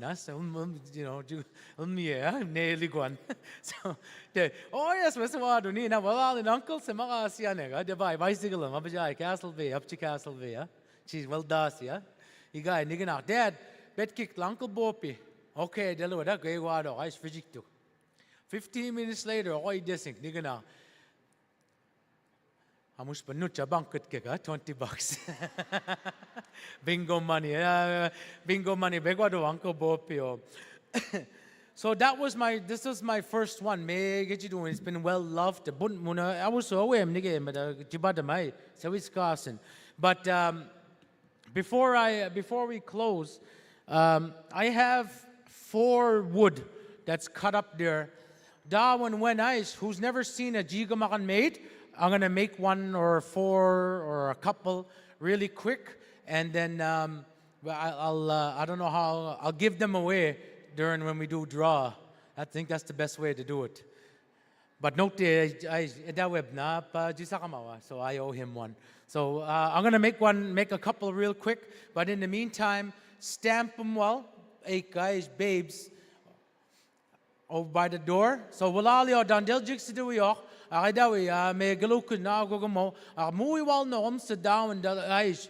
Ukchida danduji abonamo, mijuajis, Sawiul Nuis Uldinen, Ulnuis Uldijiga, Walalio. So I'm just gonna set up over here. And if anybody wants to come and nosy, come on over. Walalio.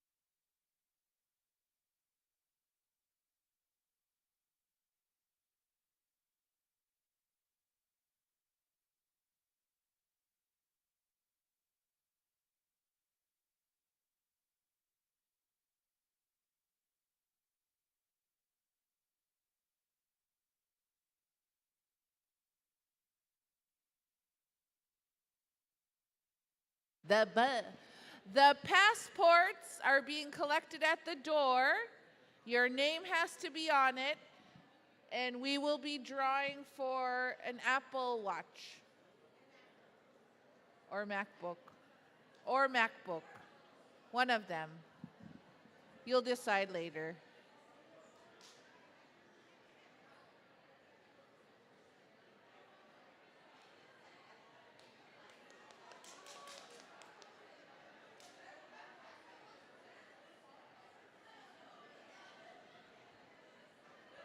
Michelle Roy, amen. Did I hear ya? Michelle Roy? Not yet. Karen Cremo, amen. Oh, okay. This is for the booth for Mi'kmaw Family Children's Services. So these are the winners of those visitors. What? Okay, go for it, yeah.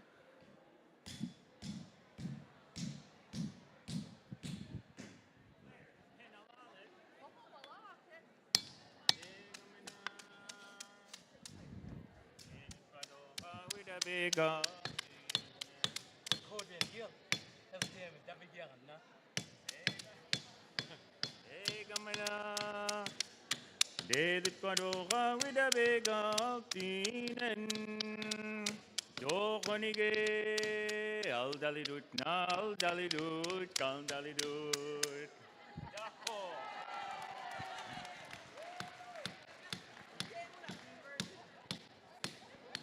Aldemen. Aldemen. Jokonanige al dalidudu man giswis kadu kamalamu. Edugana dediwedu na winibega kinenu. Taho.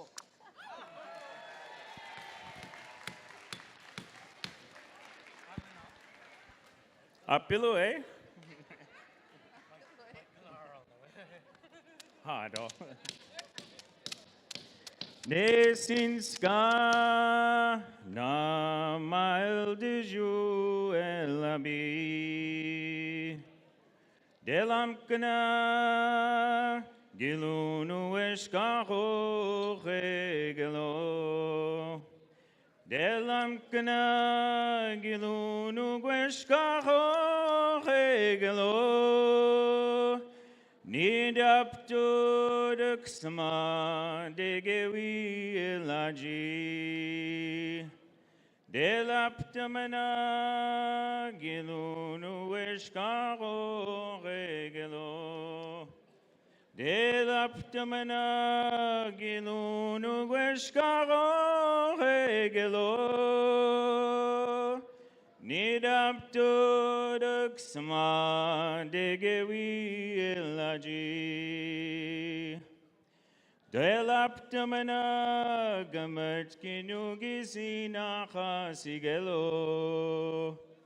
Delaptamana gamatskinu gisina chasigelo.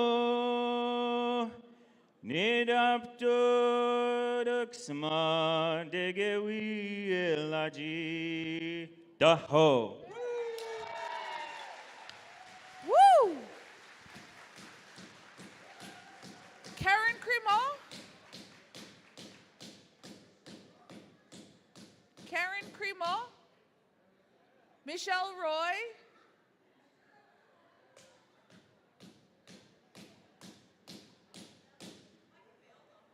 You can mail them? Karen is here. I don't know if Michelle is here, but...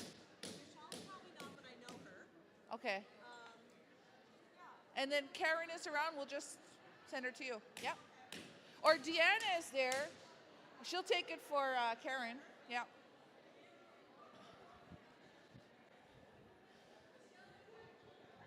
Michelle's what? Oh, okay. She'll mail it. Julian. Oh, Aiden.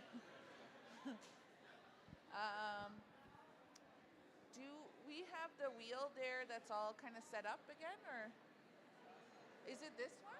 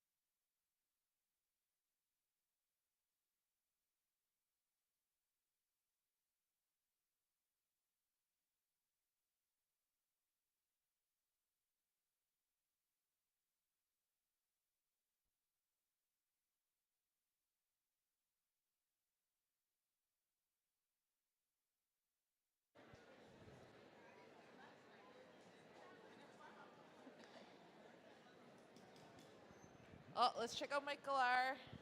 He's gonna give these away. Doch.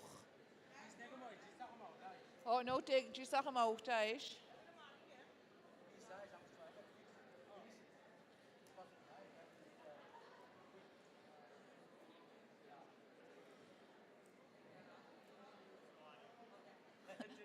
No audio.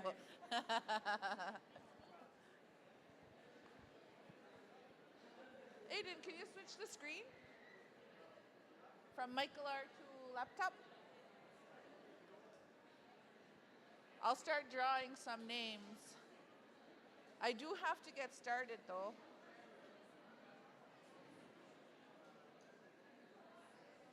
I'm gonna spin.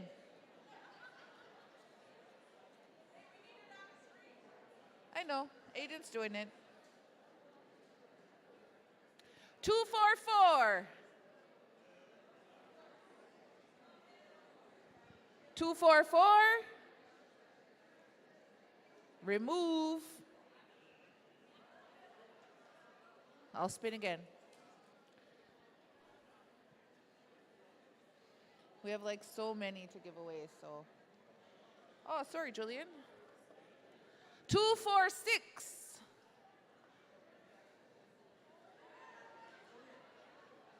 In the back.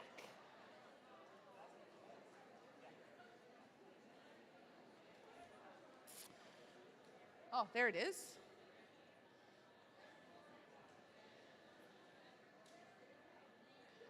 $264. I'm in the 200s. Okay, I see it. I see it. I'll shuffle like 100 times. Okay. Daisy's got you. I'll shuffle again. Oh, shit. I can. Oh. 596. I'm removing it. I'll shuffle.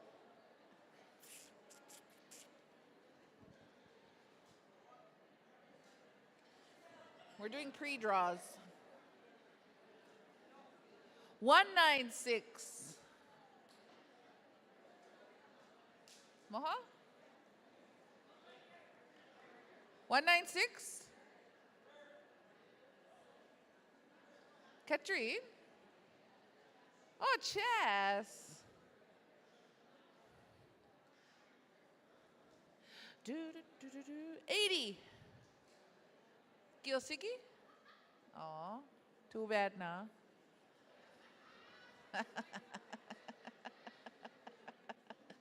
80? Not Grady.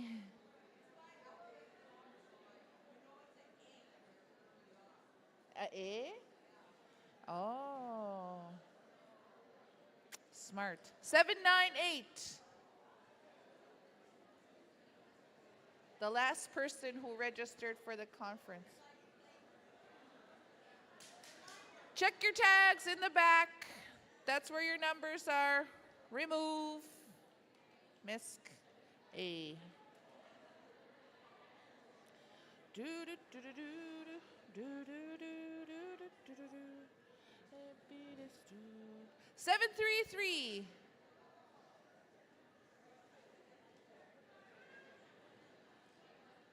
Remove. Shuffle. Is there a way you can make it just like spin once? 500s, okay. Oh, 326.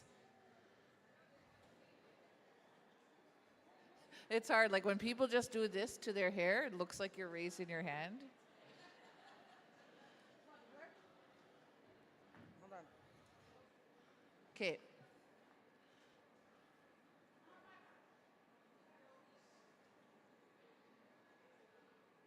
$67. It's an A name, I'm told. 67? Oh, yes.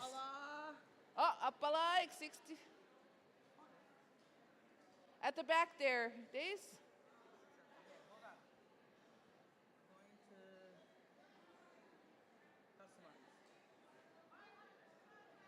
Oh, look at that. 1 second. 2. 2? 3? All right. Look at that. 233. Remove. 233. 405.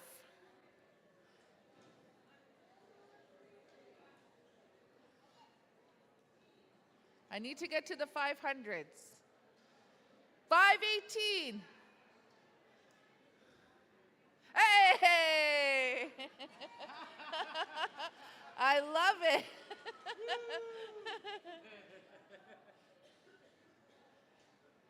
Where else? 600s? 465. Oh.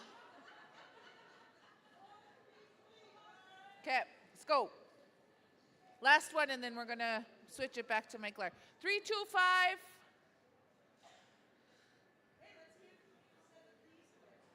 Okay, one more thing for JBL headphones. No. 50. Oh, in the back. Okay, how do I not delete that? Because I want to keep going like after the remarks?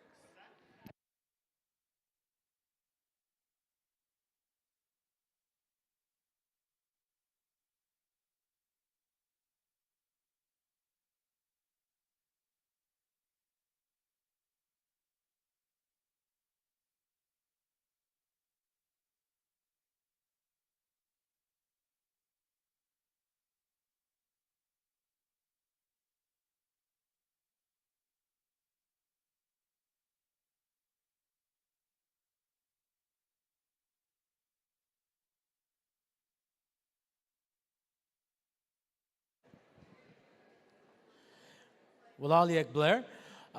Gusto na kay Sawi Dauk. Gudubi banim ka jisa kamawa Norman Sillaboy to come on up and to say some closing remarks.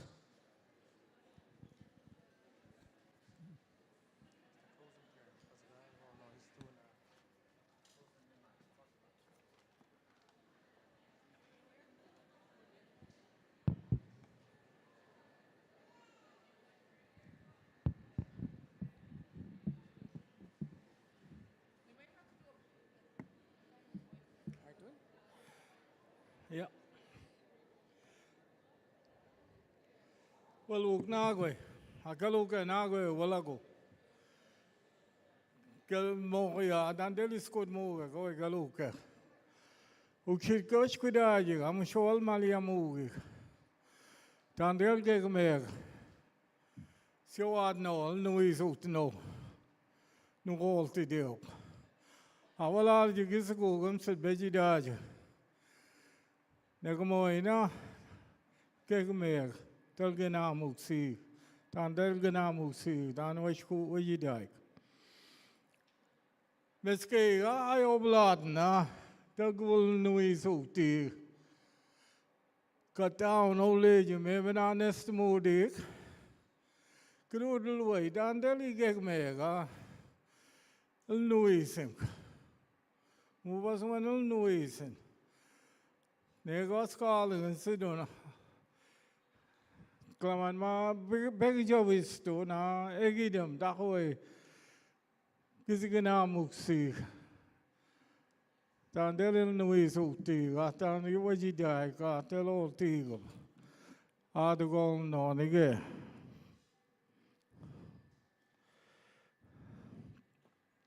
Perstelway down with the Bexy. I grew up in a Mi'kmaw affluent home and community that primary fluent in our Mi'kmaw speaking. The teachings growing up at my home and my community was able to shape me who I am today. My mother and my dad always spoke to me in Mi'kmaw. They always stressed my grandfather's teaching, Gabriel Sillaboy. All my aunts and uncles, they would meet and talk about the old ways. I always visited with my father in their communities. We were originally from Waikagama. So we used to go there on Sunday drives to visit my aunts and uncles. I always listened. I didn't interrupt. They would speak about our old ways and how we used to be. So I stress the importance of our teachings and our elders. They had left us with many gifts. They had left us with oral stories, all about the past, all about the present, and about the future. Throughout at Cisamo, I always advocated the importance of Mi'kmaw language. I use my own stories because they are important. Our culture, our history, our beliefs, our values. Our elders, they are the past and present. The youths, our future. I went to see Elder Captain from Ebeguit, John Joe Sark. And he knew he was going to die. And when I asked him what legacy he wants to leave behind, he said, take care of our youths. Make sure our elders are looked after. And the importance of language. That was his legacy. Because language is a knowledge, a gift from the Creator and our ancestors. To protect our language is protecting our nation. It's our duty to give our teachings to our children as they are the future. Surviving of Mi'kmaw future, I don't stress enough about language.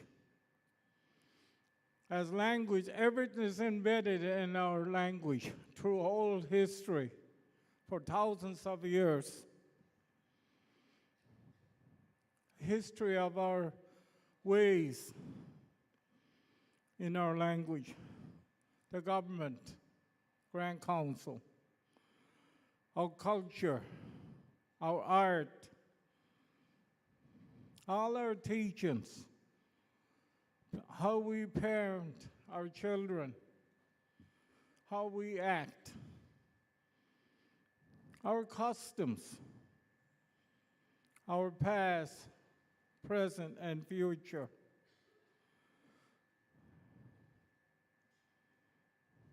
A language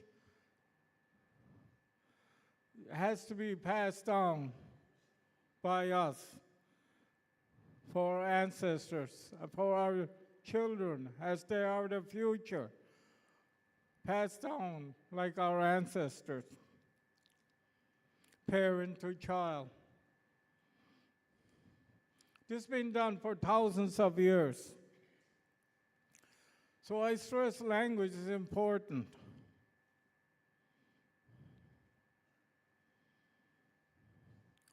As we can't survive without language. I remember my elders or my uncles when they spoke about the importance of language. You're sitting in Mi'kmaw, but I want to let sure everybody hears it. When French lose their language, they go back France to learn it. If Scottish lose their language, they go back to Scotland. As Mi'kmaws, if we lose our language, where are we going to go? Because everything is embedded in our language.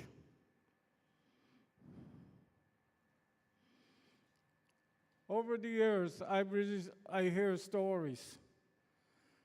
I remember my uncle, when I ask him about a question, he tells you a story. It's not a no, yes and no answer.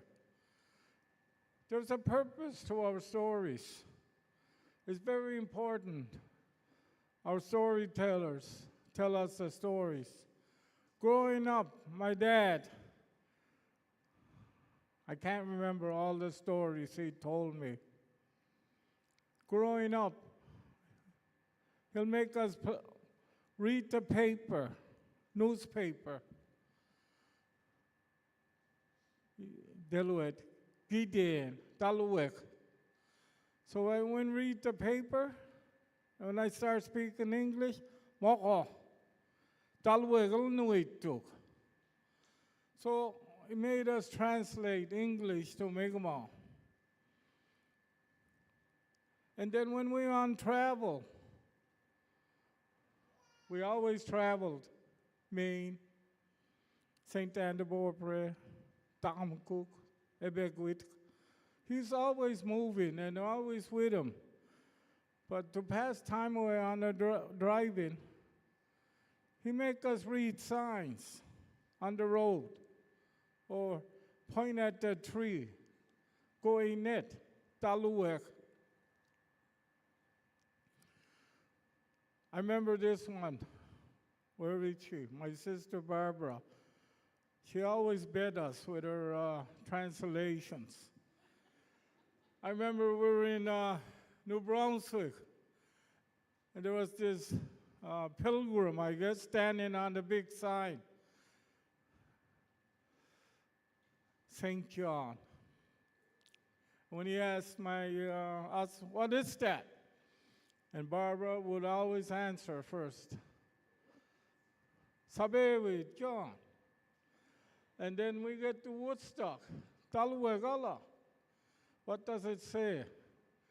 And my Barbara will answer again, Gumu Yamchamotisk. And these are the ways. And when I hear speakers talk about teaching, my hero, Ella, Michael, She makes it fun, teaching her students, Mi'kmaw. The way it was, fun. And we need to embrace the Mi'kmaw speakers. I've been Grand Chief for going on 5 years. And I met with a lot of government people, the ones that fund these events, basically for MK. When they said, we were in a language conference a couple of months ago, and they wanted to know how to bring back our language. Elders were talking. They would explain how to do it. They used the talking stick. Some reason they acknowledged the talking stick. So when I got the talking stick, I told them, I know who they were. And I told them, never mind the magic wand. They asked us, if you had a magic wand, how would you bring back our language? When I answered, I was pretty radical. I said, never mind the magic wand, because you give us a bunch of money, we'll look after our language. And I advocate for that, because the primary reason why we lost most of our languages through colonization, how our people were treated through residency schools, Indian day schools, in general, not letting us speak our language. I spoke with youths one day. I'm going to give you lots of money. What's your email transfer? I'm going to send you money. They're all excited, Grand Chief's going to give us money. I said, this is how I'm going to give you money. My grandfather's teaching, my uncle's teaching, when they told me as a kid, me lesson na tajige. So English, it means you are rich if you're healthy. So when I look at, go to the big events with the government, when they're deciding how much they should be able to fund our organizations, I told them, nation, I told my grandfather, said, you are rich when you're healthy. As a Grand Chief, I put it up another notch. Our nation is rich if our nation is healthy. And believe me, our nation is plagued with a lot of illnesses. It's been hard. Our people, a lot of them are struggling with health. It's not a day go by. There we are. Somebody passed away. And I want to acknowledge that I know pointing fingers not polite. I tell a story to bring a point. I was a young man trying to coach hockey.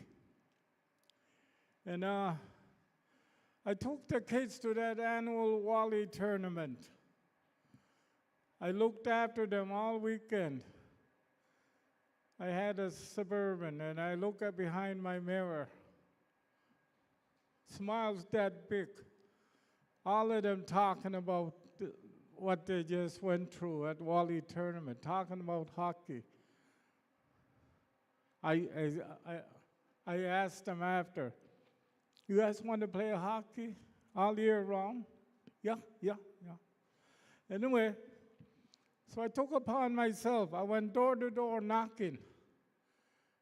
And when I asked the parents, your son wants to play hockey, I'll transport, I'll look after them and everything. All you got to do is pay the registration. It was only $50 back then, whole year of minor hockey.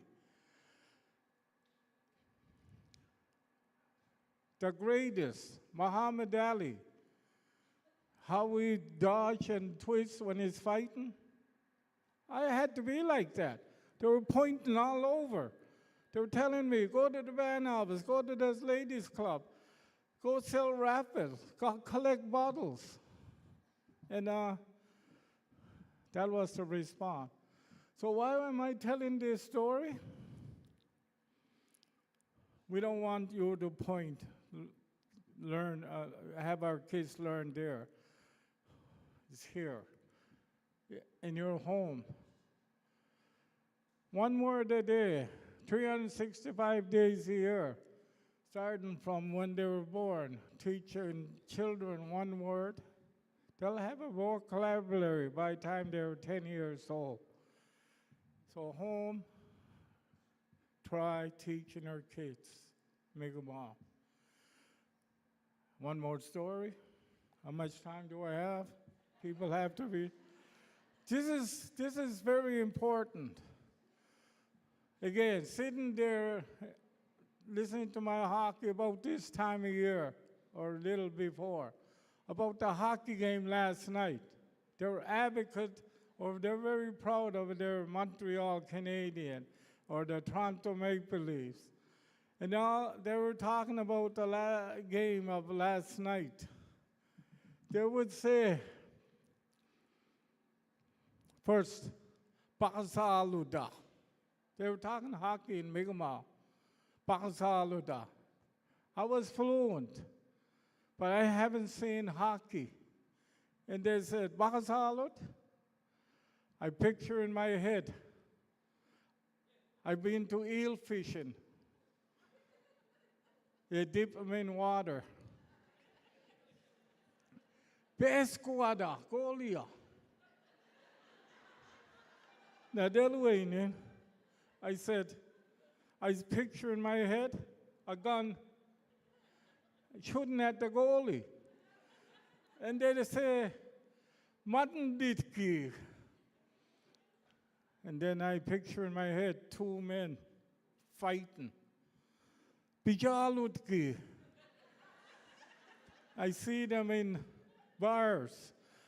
And this is the picture they drew for me as a fluent Mi'kmaw, not able to see hockey. So language is very descriptive, like the young lady said. And we'd have to embrace the descriptive part. I kept you enough. I'm going to ask Elder Georgina to honor us with a closing prayer. Or do we have another speaker? So I got more time. No.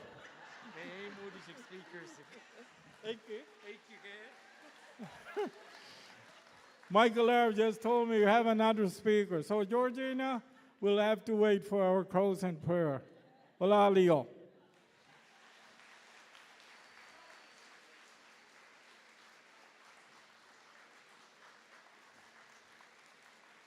Wala liyak chisa kamao.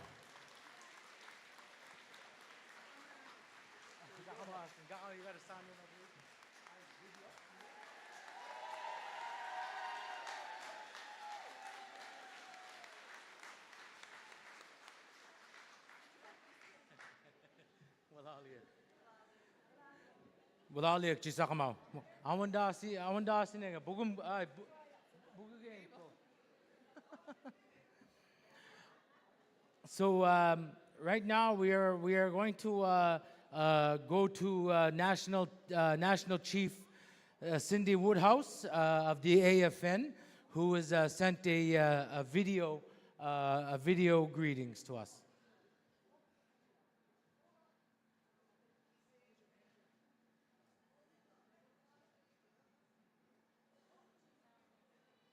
Jaya Noma, thank you for having me for a moment on Zoom. I wish I could have been there in person. I know that I'm off across the big pond, I think to Europe later this weekend, but I wanted to come and speak to you very briefly and just offer you welcoming remarks. For those of you that don't know me, my name is Cindy Woodhouse-Neepadak, and I am the National Chief for the Assembly of First Nations.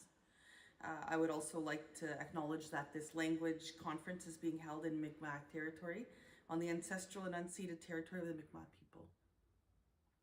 I'm inspired by the theme, honoring our language warriors. For generations, First Nations have fought to preserve and revitalize our languages. I extend my gratitude to the dedicated speakers, teachers, and learners who have kept these languages alive. In light of this gathering's theme, I want to thank Regional Chief Andrea Paul, and I want to uplift Chief Leroy Denny for leading the necessary policy initiatives on First Nations languages at the national level through the AFN Chiefs Committee on Languages. I'd also like to acknowledge Blair Gould for her work on our AFN Technical Committee on Languages. I'd also like to acknowledge, give me a moment as I try and figure this out, Gi Tin Antal, pronounced Andela, Denny, Grand Chief Norman Syllaboy, and all chiefs present, as well as Jaime Baptiste, our Member of Parliament, for your ongoing dedication to languages and for making time to participate in this event. I want to thank you all, and I'm able to speak to you more later on Indigenous languages, and I'd like to be invited again next year. I know that there's lots of notes in front of me, and we just have so much to speak about, and I think that it's too important to do it over a video, and I look forward to seeing you all in person very, very soon. And I want to, again, congratulate your communities, your people, for revitalizing a language that was almost sleeping, and you brought it back. And you're such an inspiration for the rest of this country to follow. You're an inspiration for First Nations to lead in the path. Every time I think of Indigenous languages, I think of all of the Mi'kmaq people. So I want to thank you. We'll see you again. Jimmy Gwetch, Gigi Obman Minowa. Walaliak, Regional National Chief. At this time, I'd like to call up Regional Chief Andrea Paul, the Regional Chief of Nova Scotia with the AFN.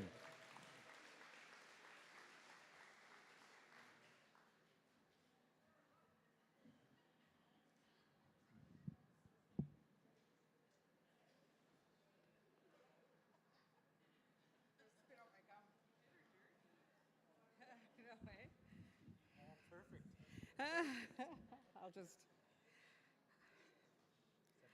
yeah. Hi, everyone. So for those of you that don't know me, my name is Andrea Paul, and I'm the Regional Chief for Nova Scotia. And I'm very excited to be here to give a few closing remarks. And I also wanted to invite Rosalie up here with me. This was such a last minute ask to Rosalie, but if you could come up and join me on the stage. Oh, there you are. Come on up, honey. So Rosalie is with the AFN Youth Council, and I was just thinking of a little treat for you to end this conference. But I have a few notes. Before we head back to our communities, I wanted to take this time to thank you all for coming to Elnui Sultanech this year. Like, the participation was incredible. I was really happy to see so many people. I also do want to say that one of my portfolios is languages, so I'm very new on the languages file. I am a, I always say, I'm a Mi'kmaq speaker. When I was growing up, I was fluent, and then kind of didn't speak it for a long time. So I'm trying to be more comfortable. I went to Paula's, was it Paula? Prosper? Laura Prosper's workshop, and I loved all the things that she was saying, and be proud of speaking. So just wanted to share that. I absolutely love coming to these events. I've been coming to Elnui Sultanech for years because I used to work in education. So the wealth of knowledge at the conference this year was phenomenal, and I truly enjoyed every session I attended. Having the opportunity to come together to socialize, learn, and share with each other is something I will never take for granted. When we leave Elnui Sultanech, We didn't expect to have to wait this long to come together again. Oh, in 2019, sorry. It has been such a pleasure to be able to attend this year's conference, and it was wonderful to be able to be here in the beautiful community of Eskasoni. Hey, whoa. I just got to say, Pictou Landon's nice too. Just kidding. I just had to say that. Conferences such as this cannot happen without a whole lot of work behind the scenes, and I want to thank everyone who worked so hard to make this event happen. The staff at MK, I went in a couple times, and they were working so hard to get everything together, and big round of applause for the staff, for Blair, for Michael, who's been emceeing, for Eskasoni, and for everyone that funded, and to all of you for participating. Thank you all for being here and sharing your knowledge. I just want to wish you safe travels at going home, and I can't wait to see everyone at the next one. But I also wanted to, so anyways, hold on. Oh, why is this doing that? What happened to my pictures? Why is it looking like this? Oh, you know what? I was so proud to show you guys something I learned. Oh, man. Why is it doing that? Like, how did that happen? Where are all my photos? Be careful. All right. Just kidding. Don't be looking too deep, holy. All right, oh man. Pam, where's your phone? I want to, remember that picture? Did you take that picture? And I said, I'm going to steal this paper, and you told me not to. I should have stole the paper, because I don't know what happened to my... I was so proud to read something to you that I got at Laura's thing. Anyways, do you got it? Okay.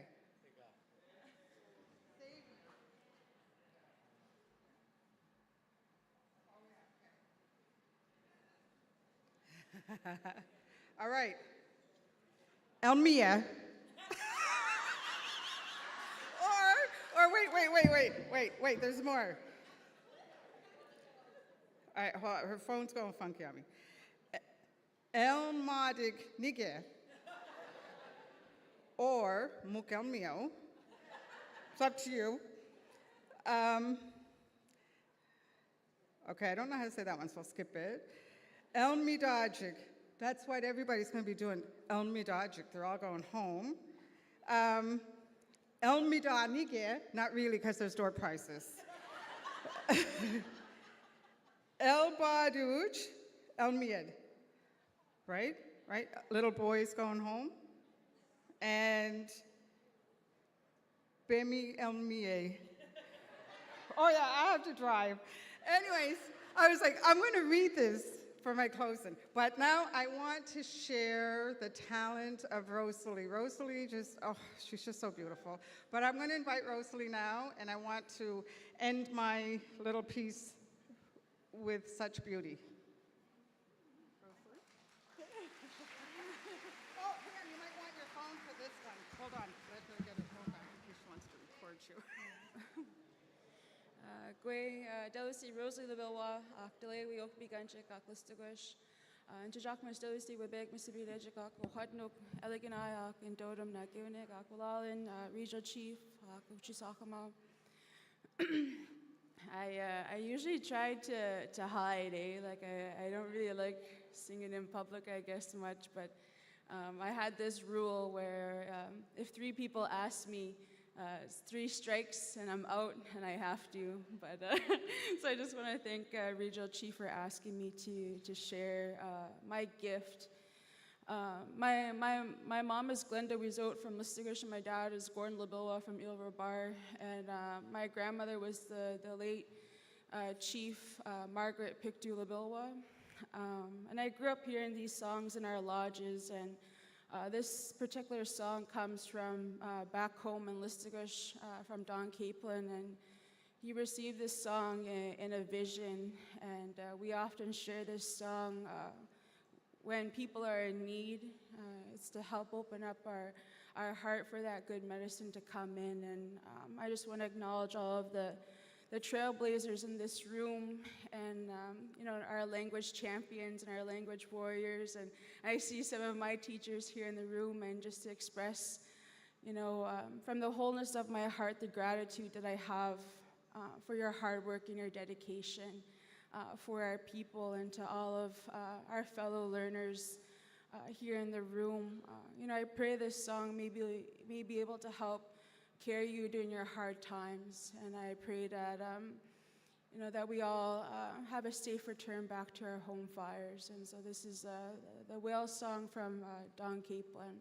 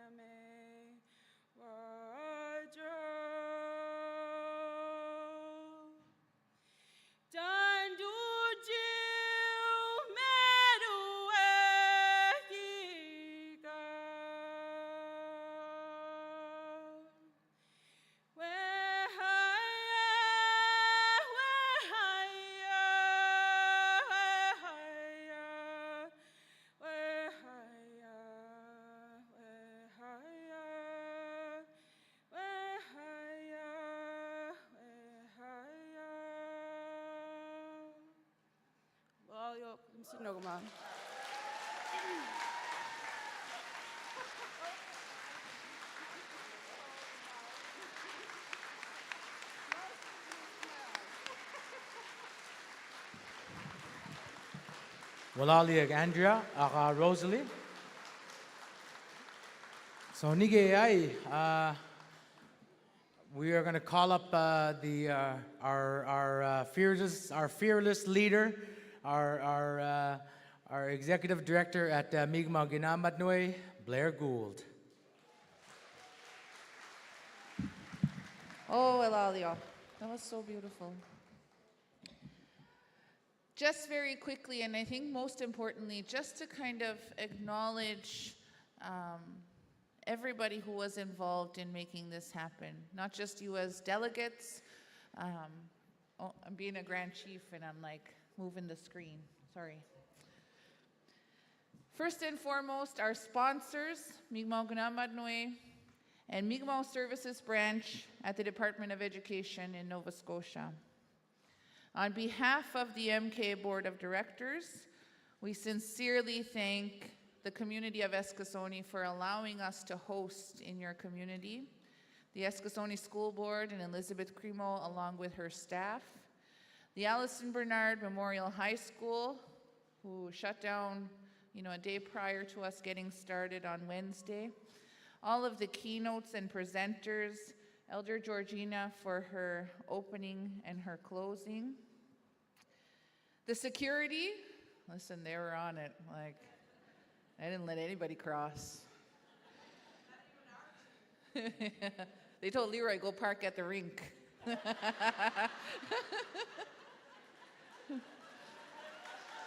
And he did. The Eskasoni Transit, Kenna, our invited guests from AFN, Renee and her team, Regional Chief, Floyd Prosper for donating all of those really wonderful baby kits and baby books. Thank you. That was so amazing.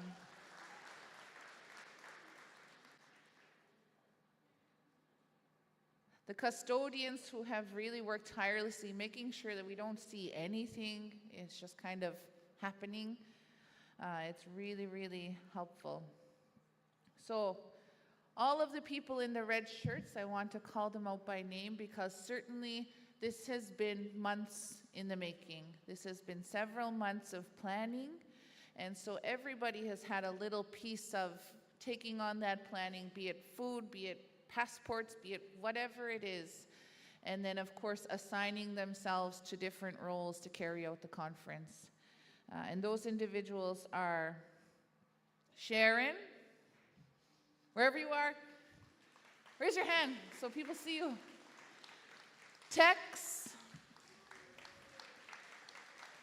Sarah Doucette, Janine Marshall, Brenda McIsaac, Sheldon Gugu, Bob Crane, Aiden Piero, Vance Denny, Tammy, Gloria, Ann. Our student, our grade 12 student doing her co-op placement and hours with us, Samara, Eskasoni band member. Rebecca, Candace, Jen. Sometimes if we have multiple names who are Jen, I'll say the last name. So Jen Soller. Basil, Jacqueline, Terry, Narissa, Bubalo, the funniest person at MK. Michael R., Laura,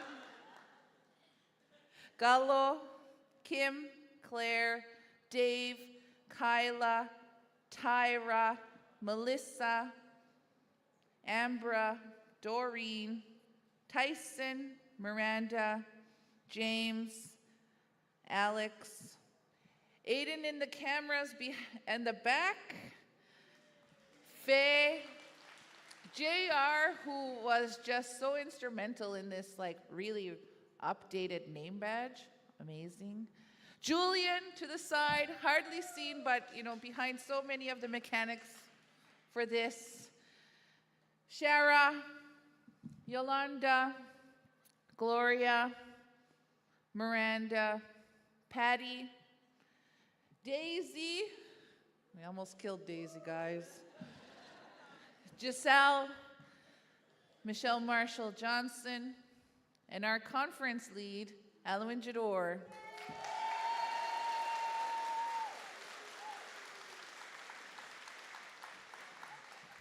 So on behalf of myself, on behalf of the MK board, we thank you. We're going to do draws after our closing prayer. We have a take-home lunch. We have lost and found, although I think I'm just gonna throw it in the garbage because it's a Boston Bruins jackknife.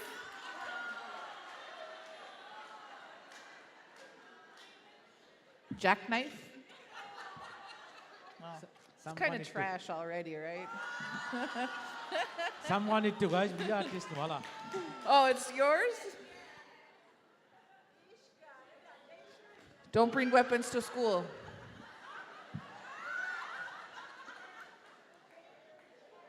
Dangerit Jan. But dangerit. Also, we're going to do a group photo before everybody goes for lunch. It's a grab and go, so, you know. We're going to do a group photo at the Wigwam. And then let's get on with Georgina.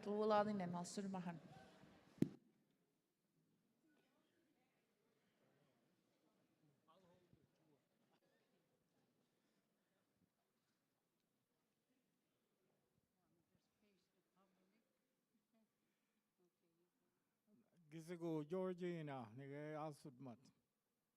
The name of the, in the name of the Father and of the Son and of the Holy Spirit, amen.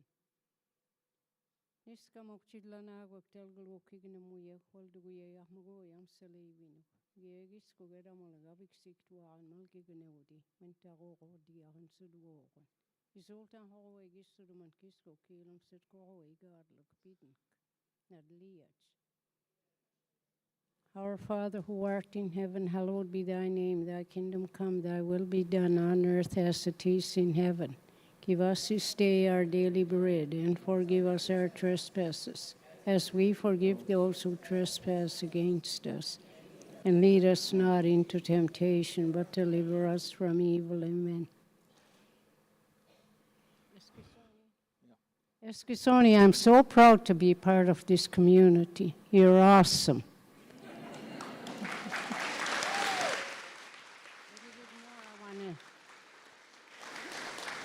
I would like to thank all the staff that's here that works for the school and teachers, everybody involved with education for our community. When I landed here 64 years ago, we didn't have this, I tell you.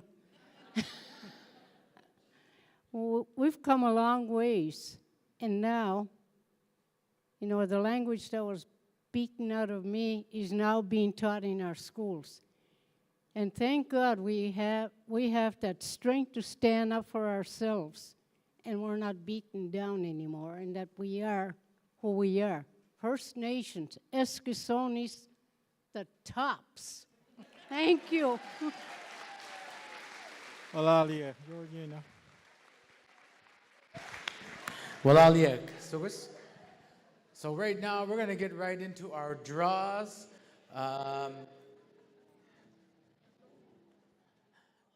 We need our wheel. Spin that wheel. 290. 290. If you didn't bring your passport yet, last call. Oh. Yolanda will do a walk around, once through.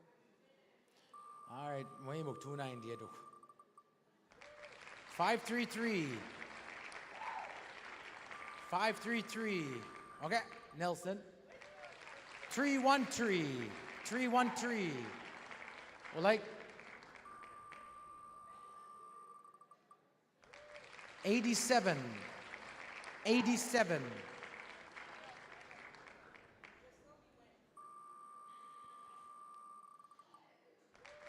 418. 418. I like 418. Back it down. 39. 39.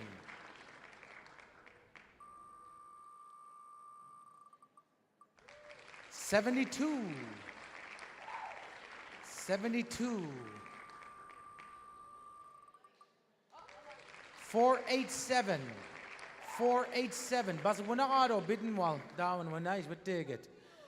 487.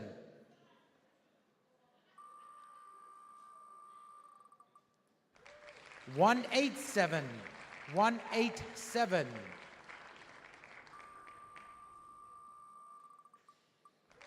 795. 795. Well, like 492. 492. 107. 107. 407. 407.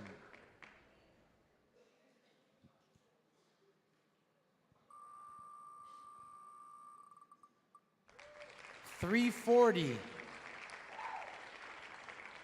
340.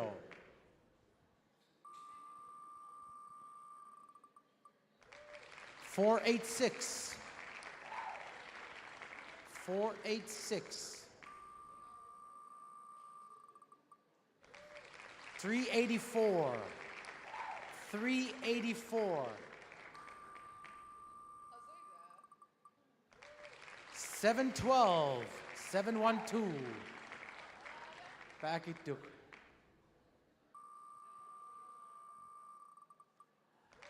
422, 422.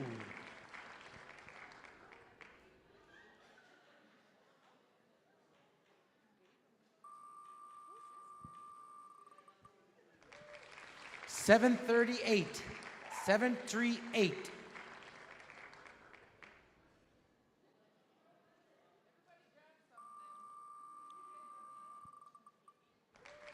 103, 103.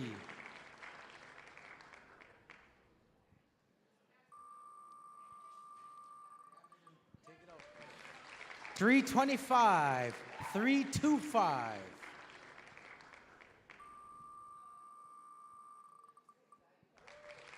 228, 228. Well, like right there, right there. Yeah. 751, 751. 707, 707.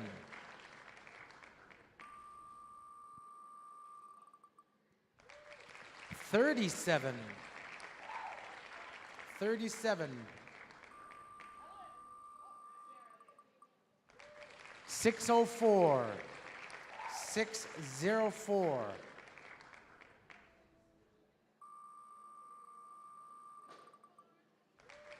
347, 455. 710, 710. 752.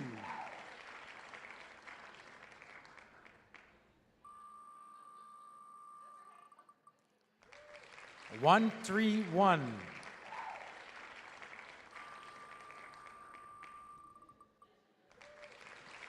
69.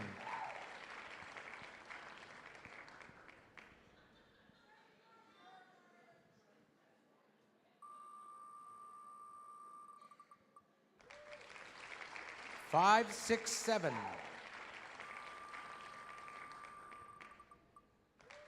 83. 83.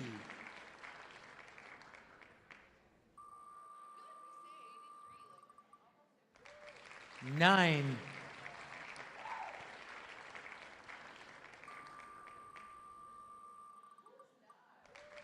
238.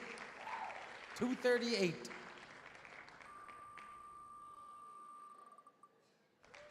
713. 713. 708. 708. 400. 400. Allah corner iktuk. 541. 541.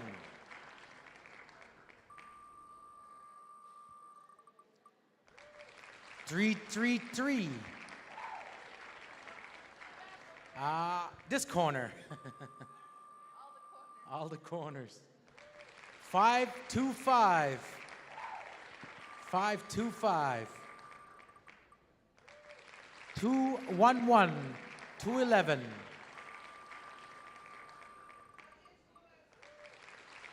547. Atta. 404.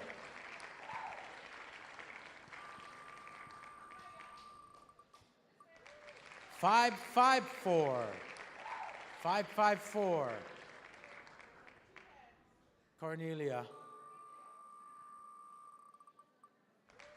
510. 510.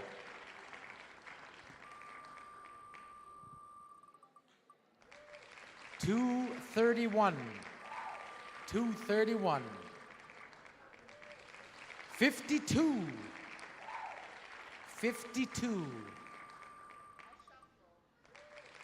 144. 144.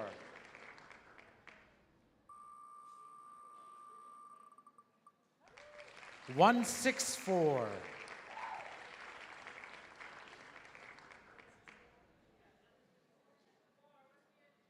4? Okay. This is before we do our main prizes. 275. 1. 791. 2. 519.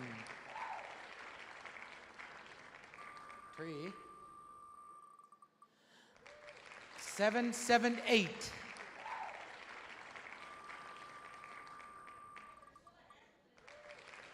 283. Is it away to Blair? 426. I'm between them and lunch. 462. But dampas one gakamaro bidden well, but we'll believe them. 544.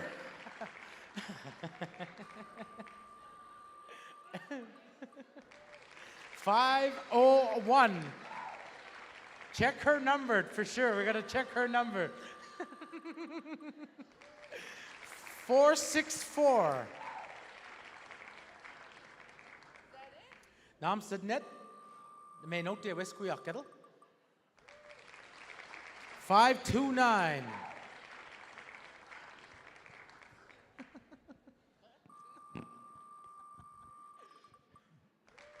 Three, 6, 7.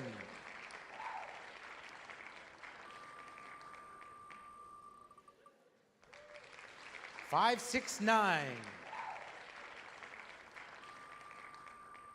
Oh, Buzziga, full blast. 757. Katani. 731. 731.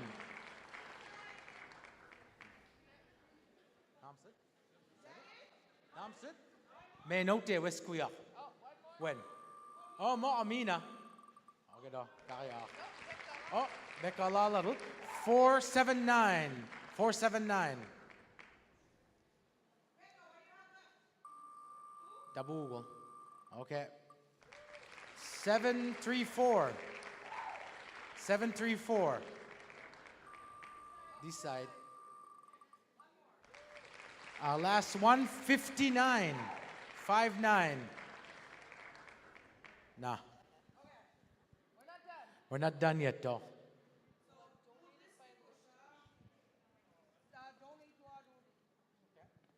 So ula do guys list ko shuba donate to wadu the do chidai the door prize. Mo get you do. Well pitti. Point it. Feather box. Can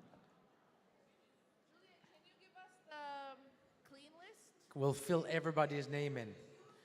The full list again. No. Sardo, yeah. Like, how do you... Yeah, but they're also in a room.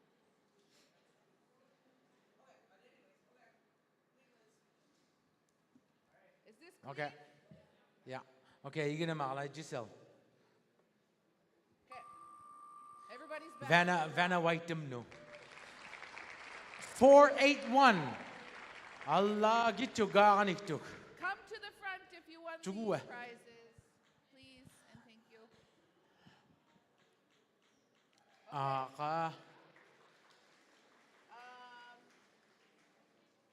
The other headset. 218. 218. Headset, dede. 218. 5, 4, 3, 2. Merong nebat. 84. 84. Katie? Okay. Okay, can you refresh that again? Yeah. So now the passport. But the guys, so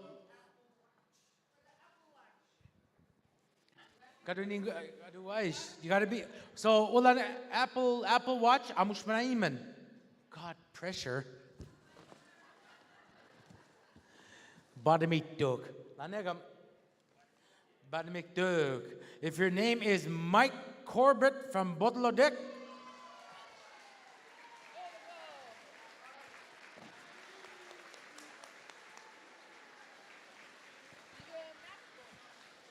It's the mics. That's why I was looking for a mic.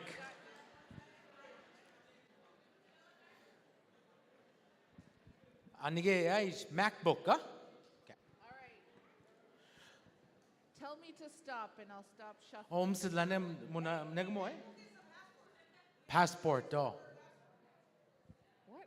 Mike, bring that watch back. No, I'm just joking, bro. Okay. Passport, oh. All right. Pressure. All right. This side, I'm gonna go this side. Na, wala negam. Random badminton. I can't read that.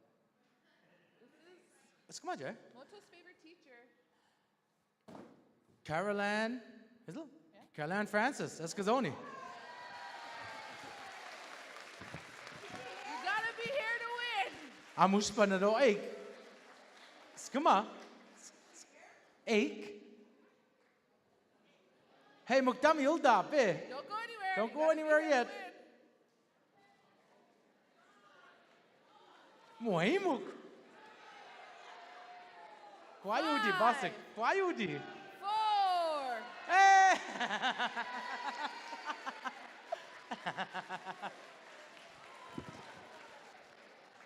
Castle Bay. Castle Bay.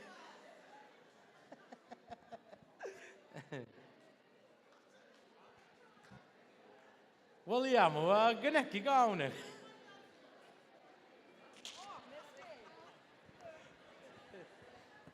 So, Aish, get some when there is a grab and go lunch. Go and grab and go. Group picture, Gwijamuk, Igantuk, in front of the wigwam. Nadia Elijah, Gizi was all some Darwin when.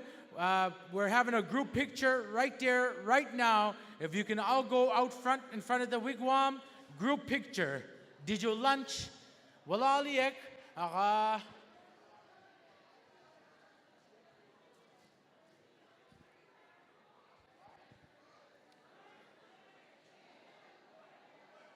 Muksigawiya. Mountia Bugoki. Namultesnen, Awegi Walaliek, and Del Bijidayo.